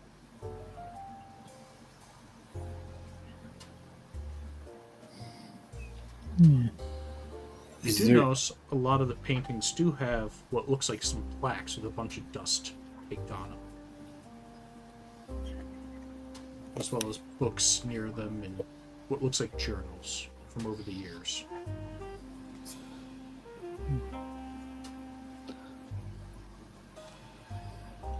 Hey, so he's gonna kind of pick up one of the journals from about the middle of the setup.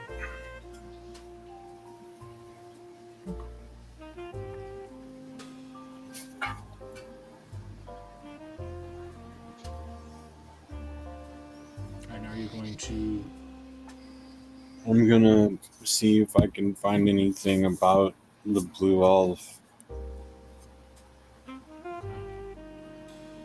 You start thumbing through, and it's midway between the blue elf being there and everything. And there's no mention of a blue elf, but there is a mention of the Wellerman. And how the Wellerman was working with him and his brother to try to stop certain incidents from happening. A being that used to sit here and attack planes of water and sit here and try to take over entire planes. And as it comes to the name, it goes, and the being's name was, it's as if there was no text there to begin with, where the name was, as if it's entirely white. Okay. So, what would he have to do to try to read what may have been there? You don't know. It's as if this has been magically done to erase the existence of this entity. Not the first time we've encountered that so far.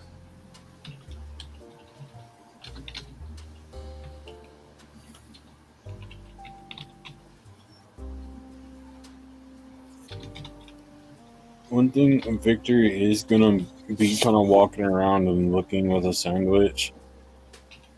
Eating, like, looking through some of this with food residue on his hands is against, like, everything in his nature. But he hasn't eaten in a long time and is very curious.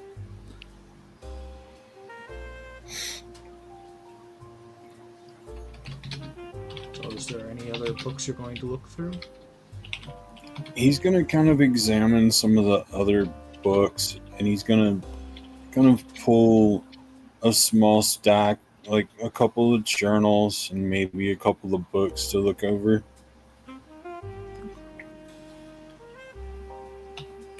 Is there anything on like a family history?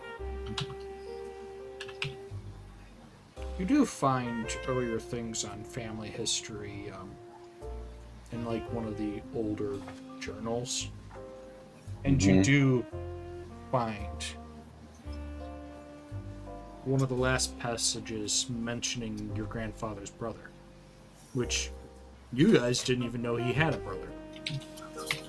Mm-hmm. And it mentions that he had made some sort of deal with the Wellerman. That the details have to be short, but he's afraid that he will only see his brother in passing now. That their times of adventuring together have to come to an end because his brother must take up a role greater than his own. That he has to be the last defense against this entity that seems to be trying to come back continually.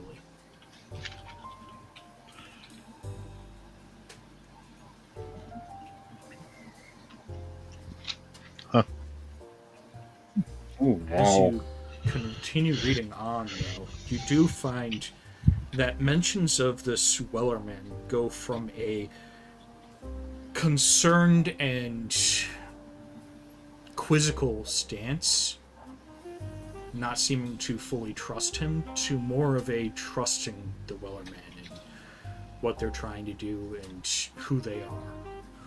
A almost fondness of the Wellerman. And it gets to another mention of this being in a great battle that happened. A hero with a description of a half-orc who seemed to bring fear into the hearts of those who would wrong people. But there is no name for the orc. Every time it seems like the name was mentioned, it's stricken from a page as if it was never written to begin with.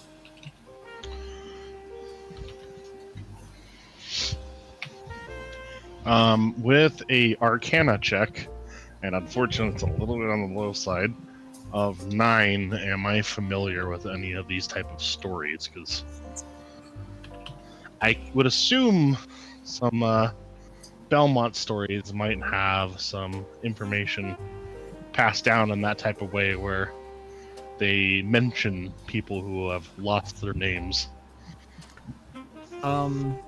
With a 9, you can't seem to connect it to anything.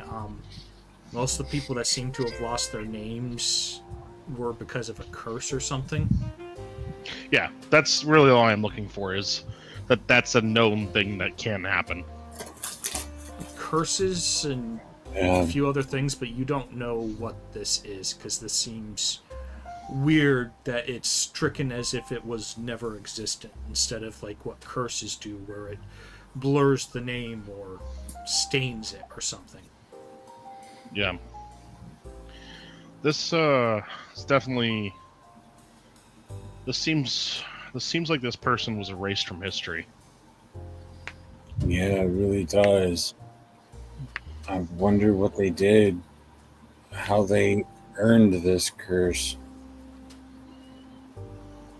I think it's the same thing that happened to the Maw of the Abyss, to some extent. Yeah. Falling into some type of obscurity. Did Betty ever give us her name? I feel like she did. Okay. Betty, do you have any insight on this? Are you familiar with anything arcane? I don't really know you very well, but figured I'd ask. There's no reason not to. I feel like she is. I don't remember.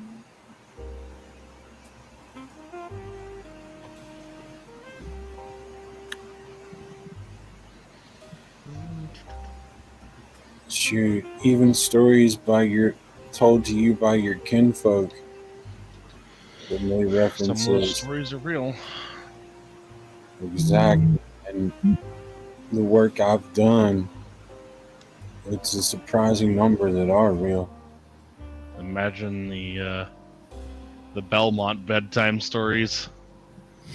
I've heard of vampires and werewolves and things that have tried to end the world, demons and otherwise. An angry Belmont auntie with a grudge against somebody. That one's scarier than my nightmares and all the stories combined. Now I'm curious. I'd rather fight a vampire than my aunt. So, did you want to roll an Arcana, Victor? See if you Yeah, can definitely. connect it. Azeroth is going to go off to a little bit of ways because he's going to change clothing. Okay. At least for the most part. I am not going to have my entire crest on. I want to talk to the players about that first.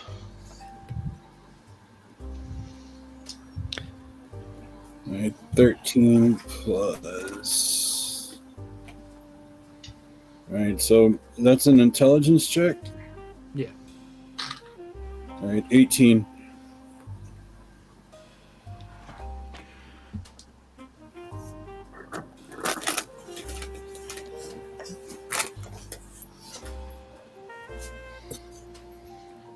Your character remembers a few things about this. It's very vague recollection, but this doesn't seem like a curse.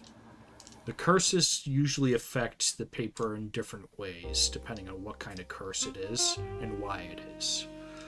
Usually the name is obscured or changed or stained, or it looks like it's been erased with no raised edges to identify or whatnot. This is like the entity lost their name, both them and this godlike being that they fought. And you remember something, but you can't quite grasp it. It's close, it's like on the cusp of your brain, and you know you've read something about something like this, but it was in one of your fevered nights sitting here and studying in the library, trying to find something to connect to some of the weird things that your uncle was talking about and some investigations you were trying to do yourself. The only thing that seems to really stick out to you is this seems less like a curse and more of a sacrifice. Oh, damn.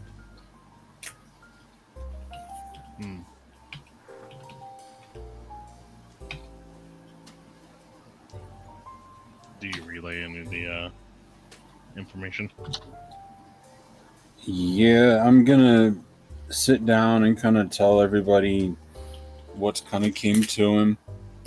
He's got a stack of a few books on it, like, in front of him.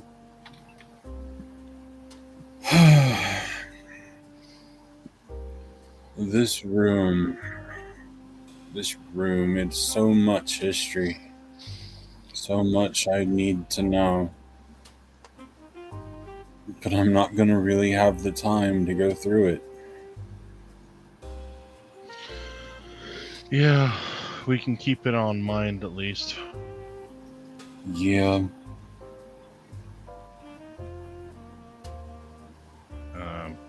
We can always come back here and research more, especially if this is a family house for you. Oh, yeah.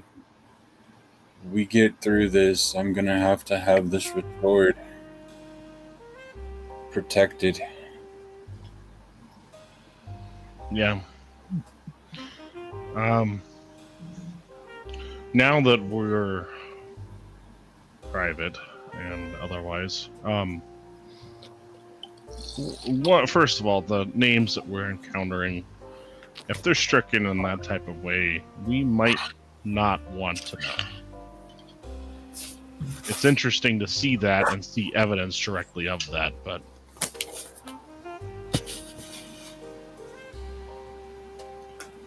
Yeah.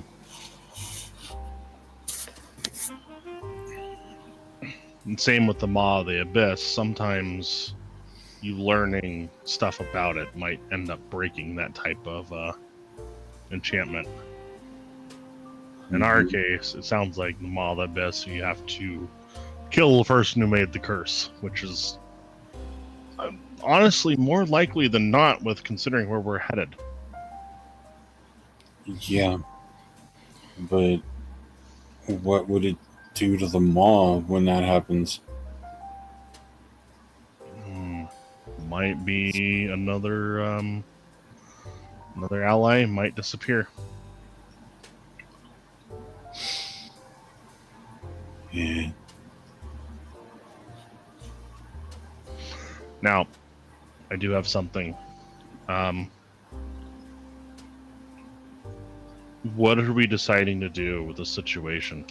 Now that we're in private and we can talk about this, and we've seen how prolific our infestation of changelings is in the town, and we can speak freely more so. What are we doing? We're in the midst of what seems to be a losing war, where people know that these creatures are everywhere, but have no capacity on just how to fight them. How do we fight something like this? You use breath weapons on it, lunar breath weapons. Lunar type of radiance has a tendency to reveal creatures that are transformed. That's one thing. This lantern will help. And beyond that, if they start coming at us, and we're on one side of a room with a whole bunch of normal people, and they're on another side of the room, you can figure it out quickly. Yeah. I think, one, I want us to have a code word. Something that we make up right here, right now, that we can ask each other in case of a situation. And I think we should have more than one. Because if we use one vocally outside, and there happens to be a changeling nearby, that information might be given to them. Yep. What about beef? It's versatile. Beef is good. Yeah.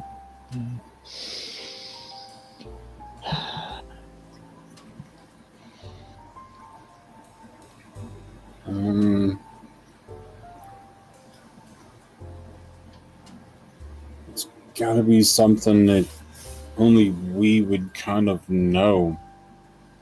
Do the changelings end up with all of the memories of the people they're impersonating, right? Depends on the changeling.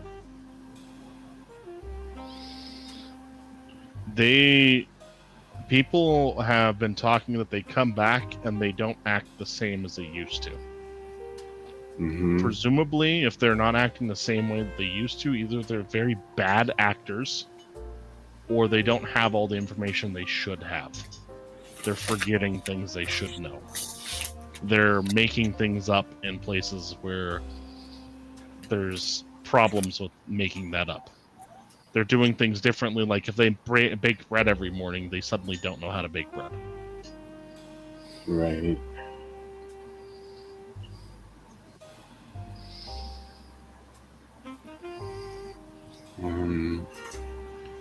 I would say, Betty, you suggested beef.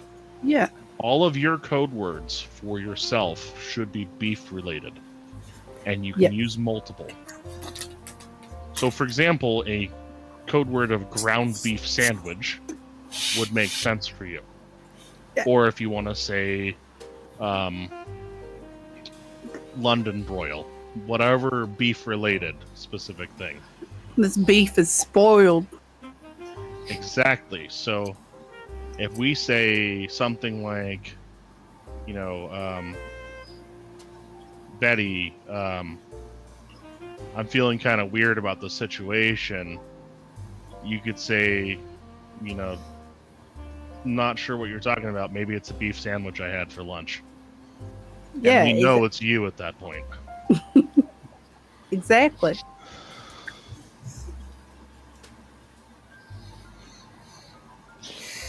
Hmm.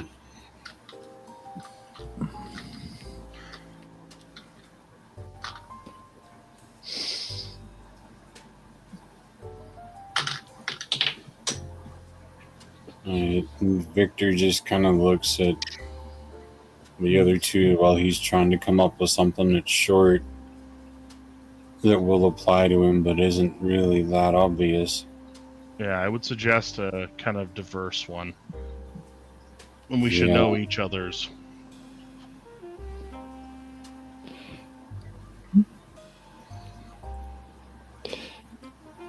Stone. He Whiskey. reaches north. In the case of stones, do gems count for you? So if you say something like, "Oh, that's a nice sapphire color," that's Yes. supposed to be- Okay. He kind of reaches into his pocket and pulls out the small cube stone he's had with him since the beginning. He kind of flips it between his fingers. That's another thing. A key item that we have might be another thing of note. A specific object that we don't usually pull out. Mm-hmm. Stella, But- what's yours? Whiskey, Whiskey. Good. Rye. rye, I'll take drinking references as well. bourbon, scotch. Yeah, if you tell me you had an old fashioned for lunch, I'll get the picture. Technically, come to think of it, out of character, an old fashioned wouldn't be an old fashioned in this time frame. That would be just a. What would that be? That would just be God, just I forget what it's originally called, and I'm not going to look into that. it's just simply. At that point, it'd just be a fashion. It would be new fashion.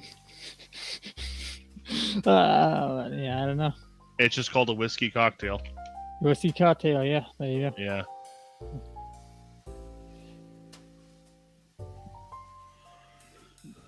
Yeah, it's something. Oh, actually, no, it would be called an old fashioned at this point. That's interesting. 1806. It would be called a bittered sling. My grandfather would have called it a bitter sling. Yeah. Yeah. Okay. I think I am going to do colors. Ooh, the sky is a pretty color of blue.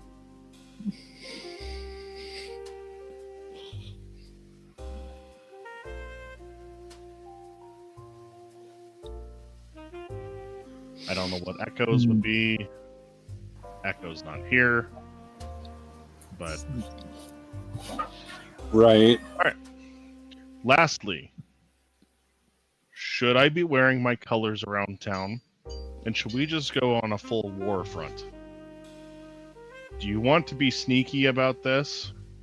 Do you want to be sneaky about this to start and then continue to build a more strong war front? I feel like we're in a losing battle already. I need you guys to roll a perception, please. But do continue.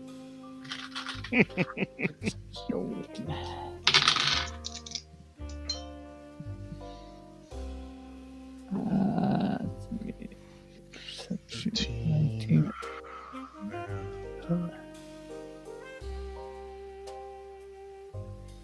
11. 18 total for me. I rolled a 15 total.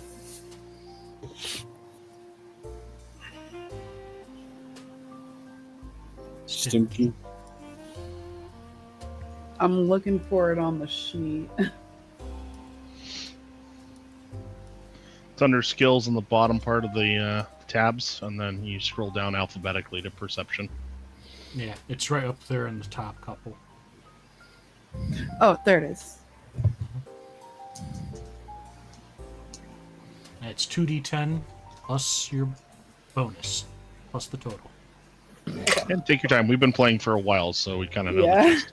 Yeah, I was trying to like figure out where everything is still. The one I highlighted there. I realized something else from my So- 15 RP points, by the way. I need to take the monster knowledge from the Belmonts at some point. Ah, yes. I don't know how much that is. It's a 9, by the way. Including with your plus 5? I don't see any. Oh, the total, because I saw the bonus, like the BON part. That's what I was looking for. Okay, so That's 14. 14. yeah. Axe, it takes you a few moments. You're the first one to notice, but you notice that the Mothman is sitting there munching on one of the smaller carpets from upstairs, just watching you guys and staring at you as you're slightly glowing.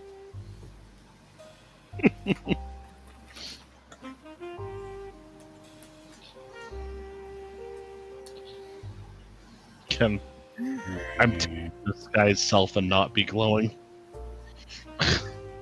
Okay, so you're gonna stop yourself from glowing? Tempted, Oh, no. but I'm gonna sit there for now, unless I get really uncomfortable. Yeah, he's just You guys staring see at you. him lock eyes with something across the room. It's just the Mothman seeming to be watching him, staring at him, staring right at Calder, and chewing on the not carpet. sure. Kind of like when you're watching something interesting happening and you're just eating popcorn. That's what the Mothman's doing, except for it's a carpet. It was called a guardian, so I don't presume this is on the opposite side here. Stella is going to pull out her lighter and light it up. We have candles. And, yeah, got candles. Yeah, she'll light a candle and start leading the Mothman out of the room.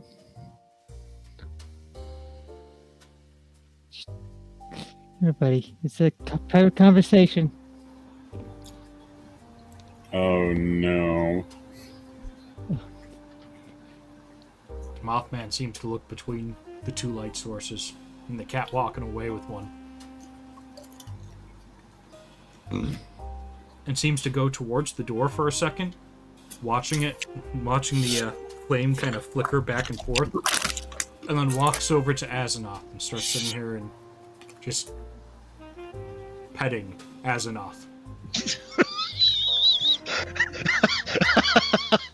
He's immensely uncomfortable, but doesn't stop this attention.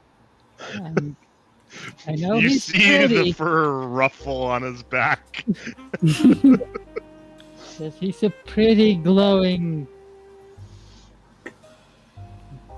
Victor's going to get up and, or no, he's got a stack in front of him. He's going to start kind of flipping through some of the journals to see if there's anything about Mothman. It seems like a couple incursions ago, when your grandfather was seeming to fight this issue, the giant Mothman had come through, and when the gates were closed, he just stayed on this side. He's technically from the Feywild, but has been living here for hundreds of years, growing, adapting, being attracted to light. He's just been living here. I A lot think of the he's got mentions two brain seem to- cells fighting for third place, so. Hmm? He's got two brain cells, and they're both fighting for third place. It feels like so.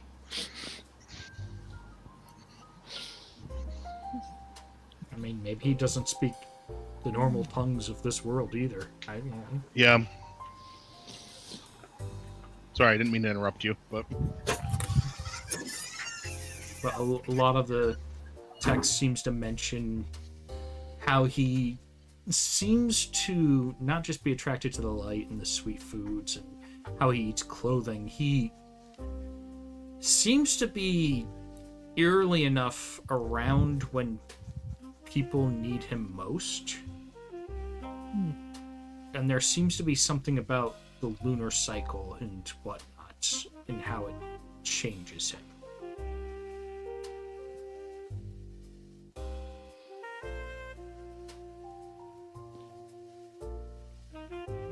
What stage is the moon right now? It's at a full moon. Cool.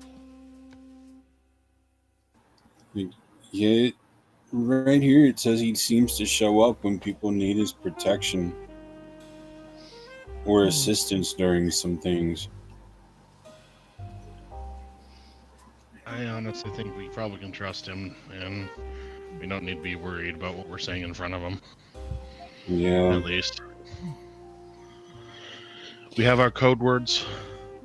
Once more. Yeah. Are we on a warpath here?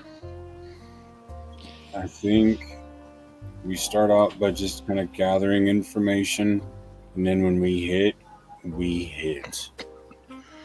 Because it feels like something we need to kind of get a feel for, and then go for it. Understood. I just wanted to ask because if we're going down a specific pathway, you know, I want to take that into account. Mm-hmm.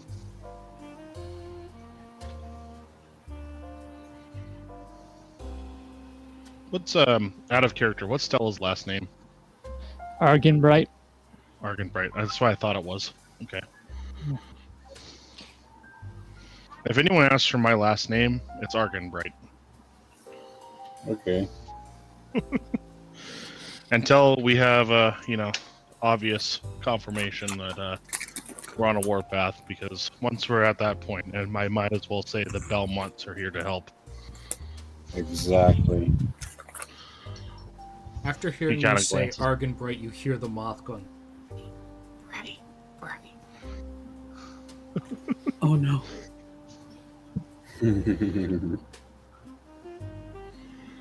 Well, He does kind of glance over at Betty to see how she responds to him, specifically indicating that he is a Belmont. Just kind of wants to judge things. It's just a little spooky to hear a big moth say things. Fair enough.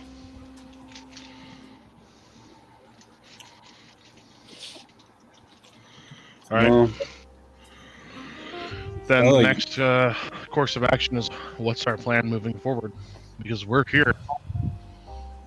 We talked to people. They said generally people are scared and finicky. There's some stuff going on. Church is generally a safe place. Do we have anyone to contact or otherwise? Kaleo, my father.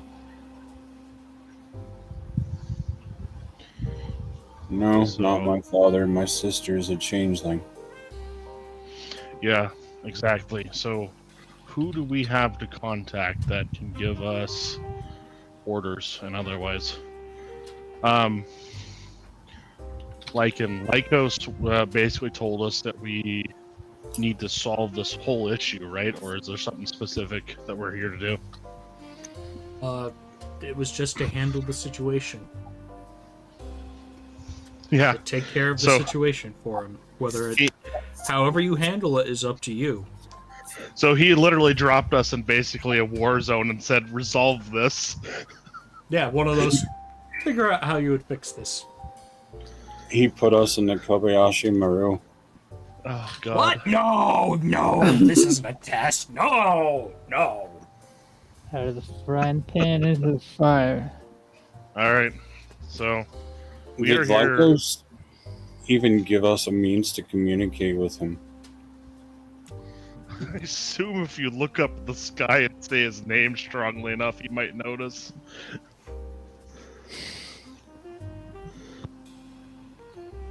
Alright. Because they have that book that lets them communicate with Balthazar, but this isn't really his thing. I assume if we want to communicate with Lycos, we could reach out to Balthazar, and that's all we would really need to do. He probably can get us the rest of the way. Alright, so Victor's going to take out the book that he's been adding things to and writing down whatever is everything that has transpired since they landed on the ship. Maybe we should write down in that book we have for Balthazar. Give him a general report of what's going on. Yeah. I will note that this isn't a Sanctum of Stability thing. This is Lycos. We're outside of the Sanctum of Stability at the moment. Yeah. Well, yes, we can use the contacts and resources from there. I don't know if Balthazar's involved in this one. Is he, Lycan? Wouldn't it be beneficial to give him information back, aside from just informing him what we're doing? Well, you haven't Frankly- asked him, so, I mean, all you can do is assume one way or another. Yeah. Frankly- we could just flat out ask him. Do you want information on what's going on over here? Frankly, if we fail, it's going to be another Sanctum team probably getting sent in. Yeah.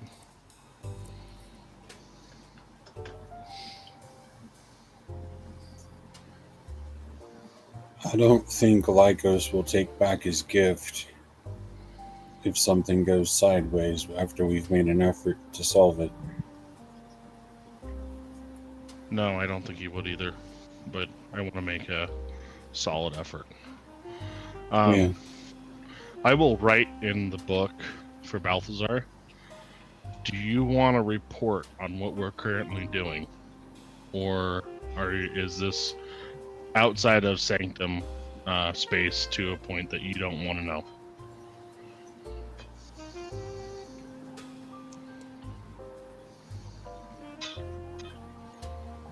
After a few moments, he seems to write back in the book, and at first it seems like gibberish. But then you realize that he seems to be transcribing a method of communication towards someone or something. And it seems to be some sort of sigil with instructions on how to perform it on the ground. Got it. Teleportation circle? Sort of. You're the mage. It seems kind of a hybrid between a teleportation circle and more of a beacon.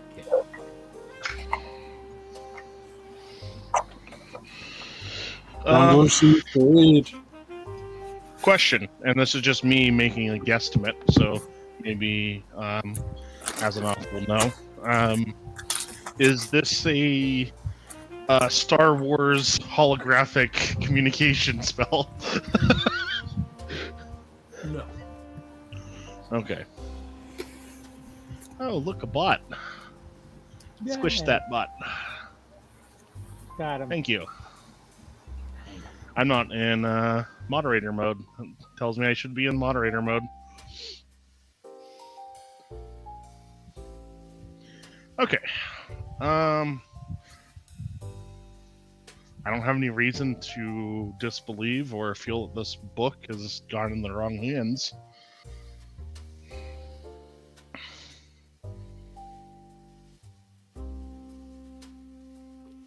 Is it a hybrid between what and what? A beacon and a teleportation spell, like the end part of a teleportation, as if like a target. I put in a question mark.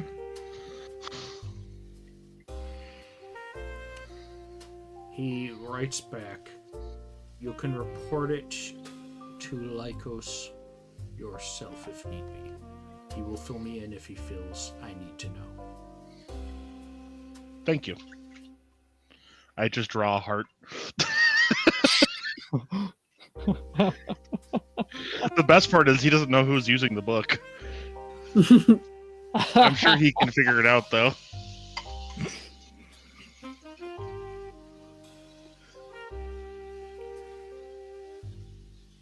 It has to be the one that flirts with everybody.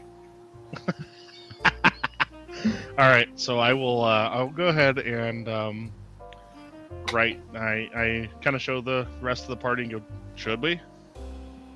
Yes. Yeah. So We you're did gonna do some this. recon. It's not a bad time. So where are you going to do this?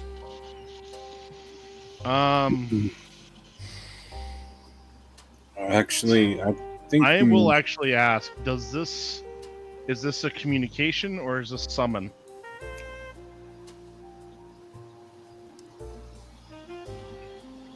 It takes a moment, and he writes back, "It's however Lycos wants to use it." Copy.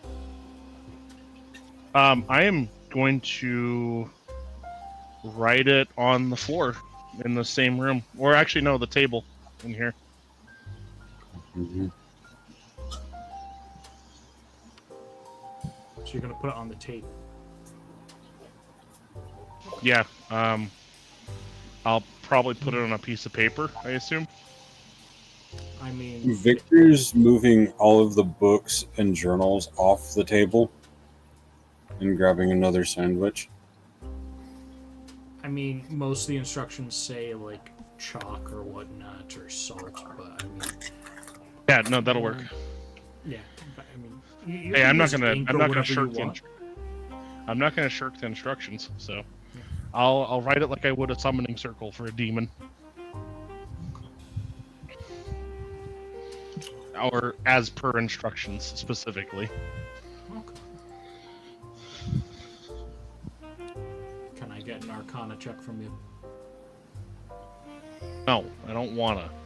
I had a feeling you were gonna ask. Fine then. Do a divination one. Arcana. Actually, it's yeah, knowledge. divination would work too. My Arcana is probably higher.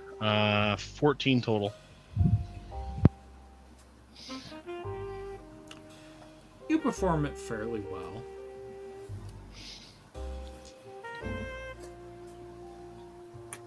And after a moment, you seem to see the paper itself seem to shift and move a little bit before it seems to crinkle up as if something had grabbed it and just crumpled it up in their hand. Would have had it on stone with chalk. Oh, on stone with chalk. You Yeah, see the sorry. symbols sit here and start to wobble and seem to move a little bit. And after a few moments, you see the stone underneath seem to kind of bulge up and then flatten right back down. And in the center where it bulged up, you see what looks like a small little weirdly carved stone creature that just has straight arms and a little leather pack on it as it begins moving forward towards you with its arms out. Its weird little waddle seeming to be because its legs are just straight stone. It had a pack on it. Yeah, it has a little leather pack on it. I pick the whole thing up instead of on the counter or the table, and I will. What's your strength score again? How big is it? I figured it was tiny enough to just pick up without thinking about it. It's about a 2 to 3 foot tall stone. Oh hell no! I'm not even Yeah, gonna you've bother got 3 trying strength. that. You go to pick that up, and you're straining a little bit, and it's just No. looking at you with If its it's gem that eyes. big, hell no! I wouldn't even try. I'm thinking like football sized at most. No, this thing is like a little like 2 to 3. It's almost Gwen size, and it's just Gotcha. made of stone, like a little stone toddler staring up at you with gem eyes, as if waiting. Hello, Lycos.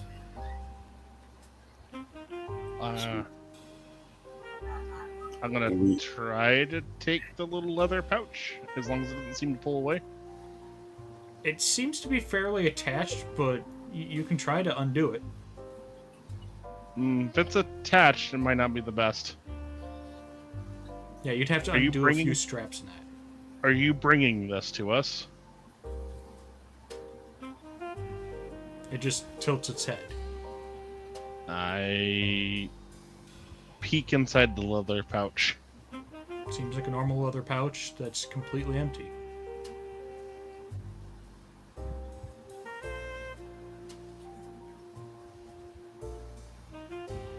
I'm so confused. Ask if he can take the pouch off for you. Can you take the pouch off for me? It seems to just move its stone arms up and down and just like... Okay, so you do understand things. Are you here to, like, give us the pouch? Or are we supposed to leave something in the pouch?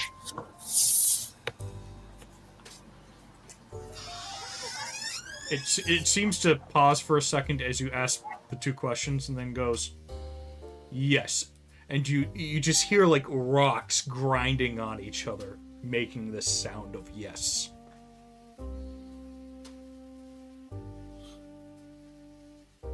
Give the pouch? It kind of grinds Put it in the the pouch. stones. It grinds the stones to the first question. No. Yes? Okay.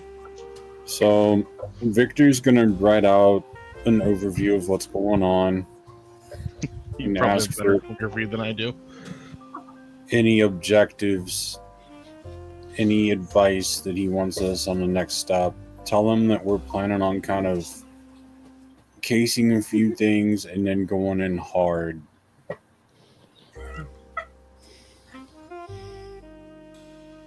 I'm going to show what I've written down to everybody else. Make sure they kind of agree with it before handing it and telling Azeroth to go ahead and send it on. Will do.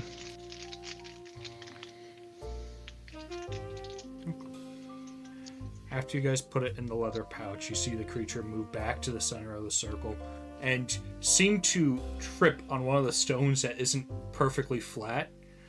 And the center of the circle seemed to sit here and cave in for a second before coming back up. The stone creature being gone. Alright. What Not a weird gonna way of lie. communicating. Not gonna lie, that was kind of cool though. Oh, agreed, but I was expecting like a demon door. From a fable I've read, I mean. Yeah, Not a video game reference. you really need to quit reading some of those fables written by that drunk guy.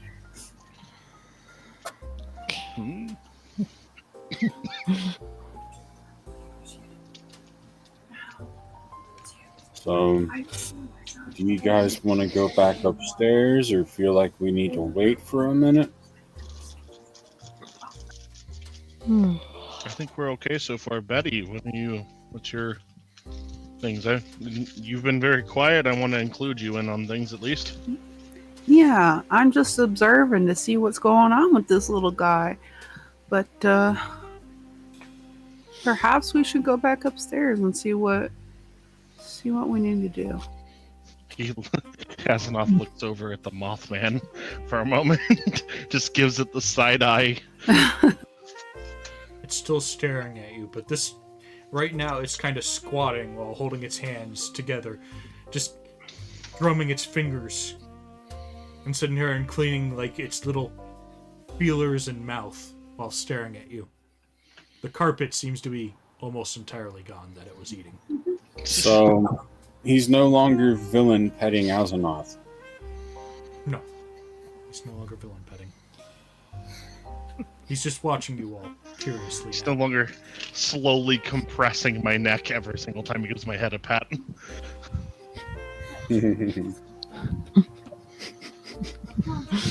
So, Victor's gonna walk out with a couple of journals and a couple of books in hand. And he's gonna grab a bottle of whiskey from one of the other shelves down there.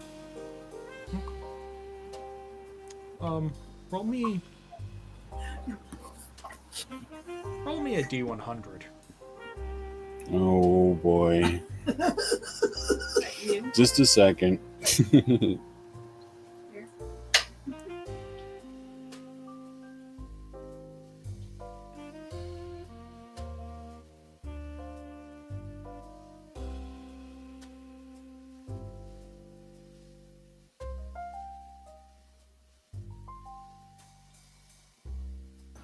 $71.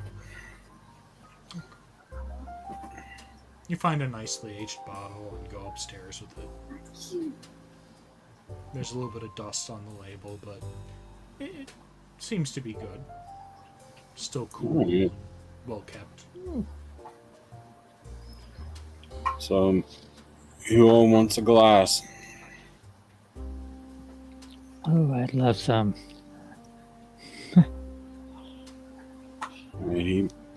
He pours one out for Stella.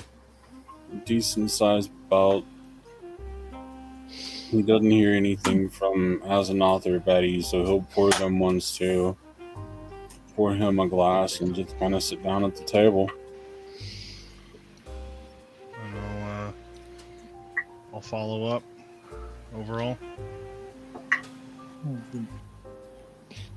I'll make sure the door is sealed behind us.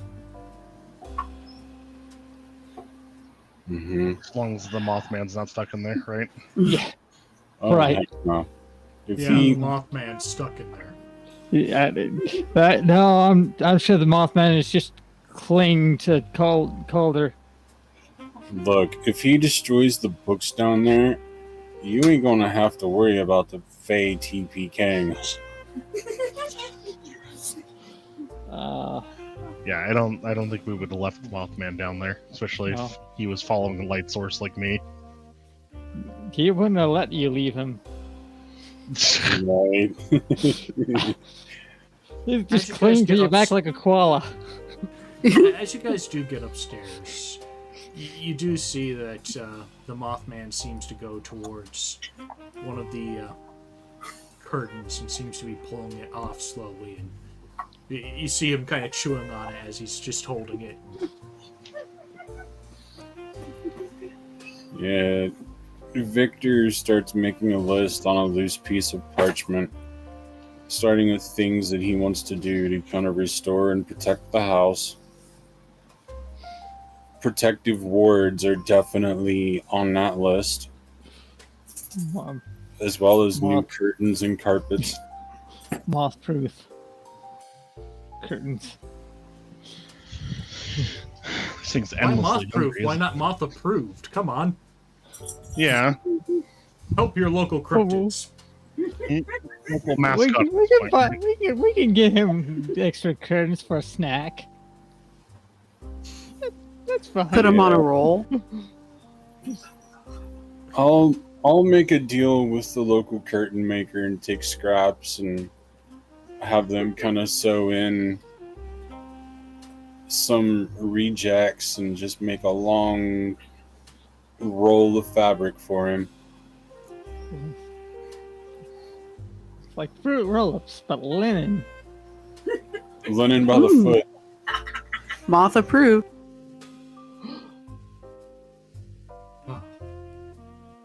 Also, in noting to send to Lycos, I do want to mention that it seems like we're on a losing war front, and we're debating on whether we want to go on a war path.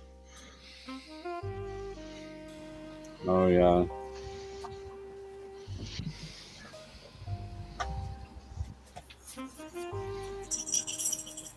So you So guys are having your drink then.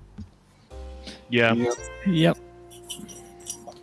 Now tell me, would your grandfather have a regular fireplace? yeah, he would. It'd be an old fireplace made of like river rock, creek wood. And would he perhaps have left some wood in there?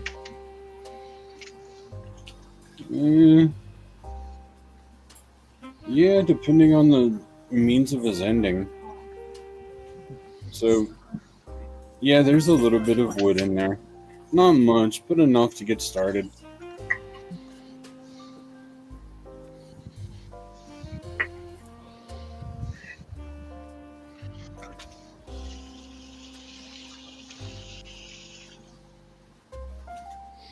Sorry for generic kitchen noises.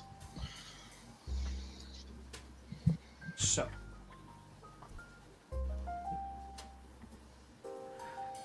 you're making notes to get linen by the foot. Actually, it'd be by the yard and fabric. Yeah. So, reading through countless books, stories we've heard growing up, adventuring parties normally will have a name or something they go by. We don't.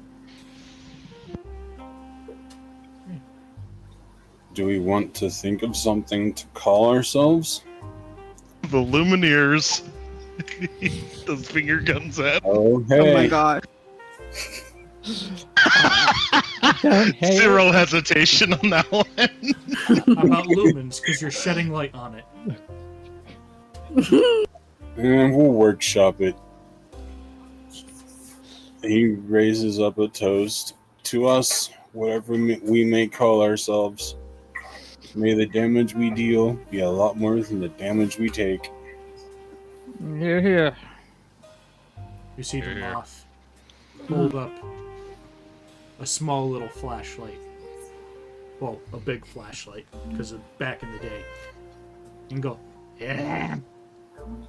And he smacks it on the counter a few times before it turns on. So, Oh, is Victor, that a magitech type or is that a standard type? You can take a look. You can try to take a look at it. I'm mostly curious because if I could charge it with magic, I would. I am a phosphomancer. Usually the designs look very similar. You can try to give a perception with advantage. Here, I'll do that.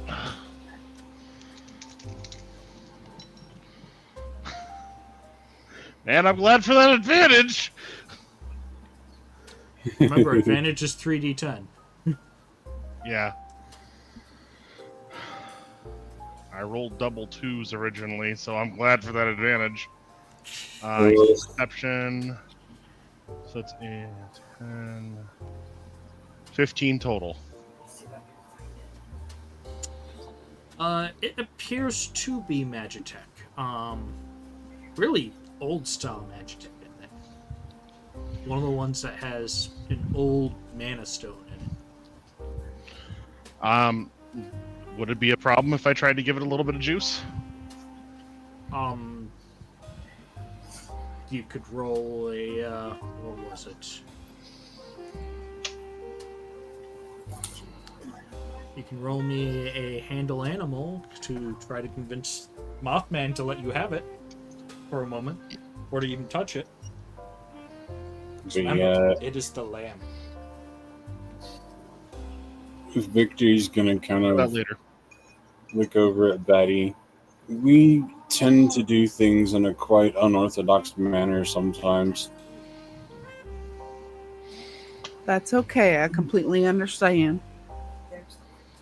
Kind of We are have pretty to this day unorthodox. and age, I suppose. Yeah, Yeah. everything can truth. change at once.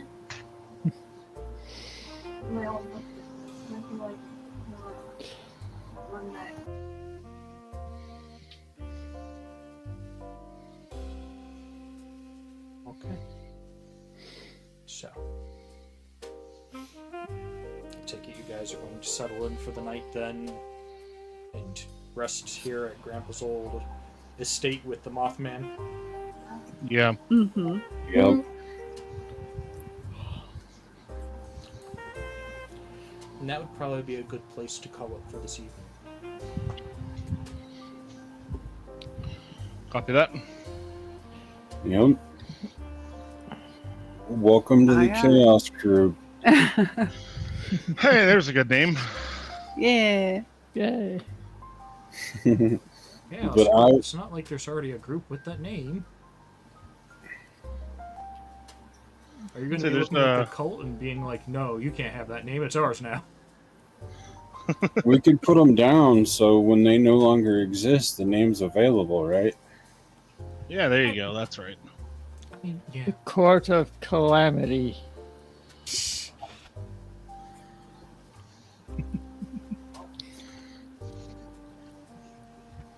I mean, Just call our group the judge, jury, and executioner. we can't call ourselves Guardians of the Galaxy. I mean, That one's definitely taken by trademark there. Guardians Yeah. of the Multiverse. Nope, I think that We- one's taken. we don't want any trouble with overly litigious mouse.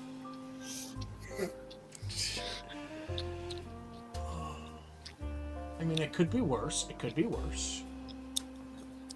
Mm.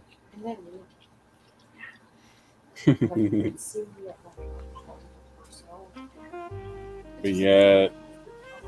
So what you think, Stimky? That was fun. I mean, the system's a lot easier, I feel like, than like 3.5e. Ah, I'm going to quickly throw a raid out. So we're going to go raid a friend of ours. 3.5 is kind of a disaster so overall. you're an old school TTRPGer. It's all I've ever played so far. Yeah, You'd like Pathfinder then. It's basically Yeah, that's- 3.5, but That's another what I version of it. hear. Like, people say I'd like Pathfinder, but I have yet to try it. Let's let Lycan do his outro. Have a good night, everyone. You guys have a Good good night. night. Be good to yourselves. Be good to each other. And don't get in any trouble. And if you do, give us a call. Good night.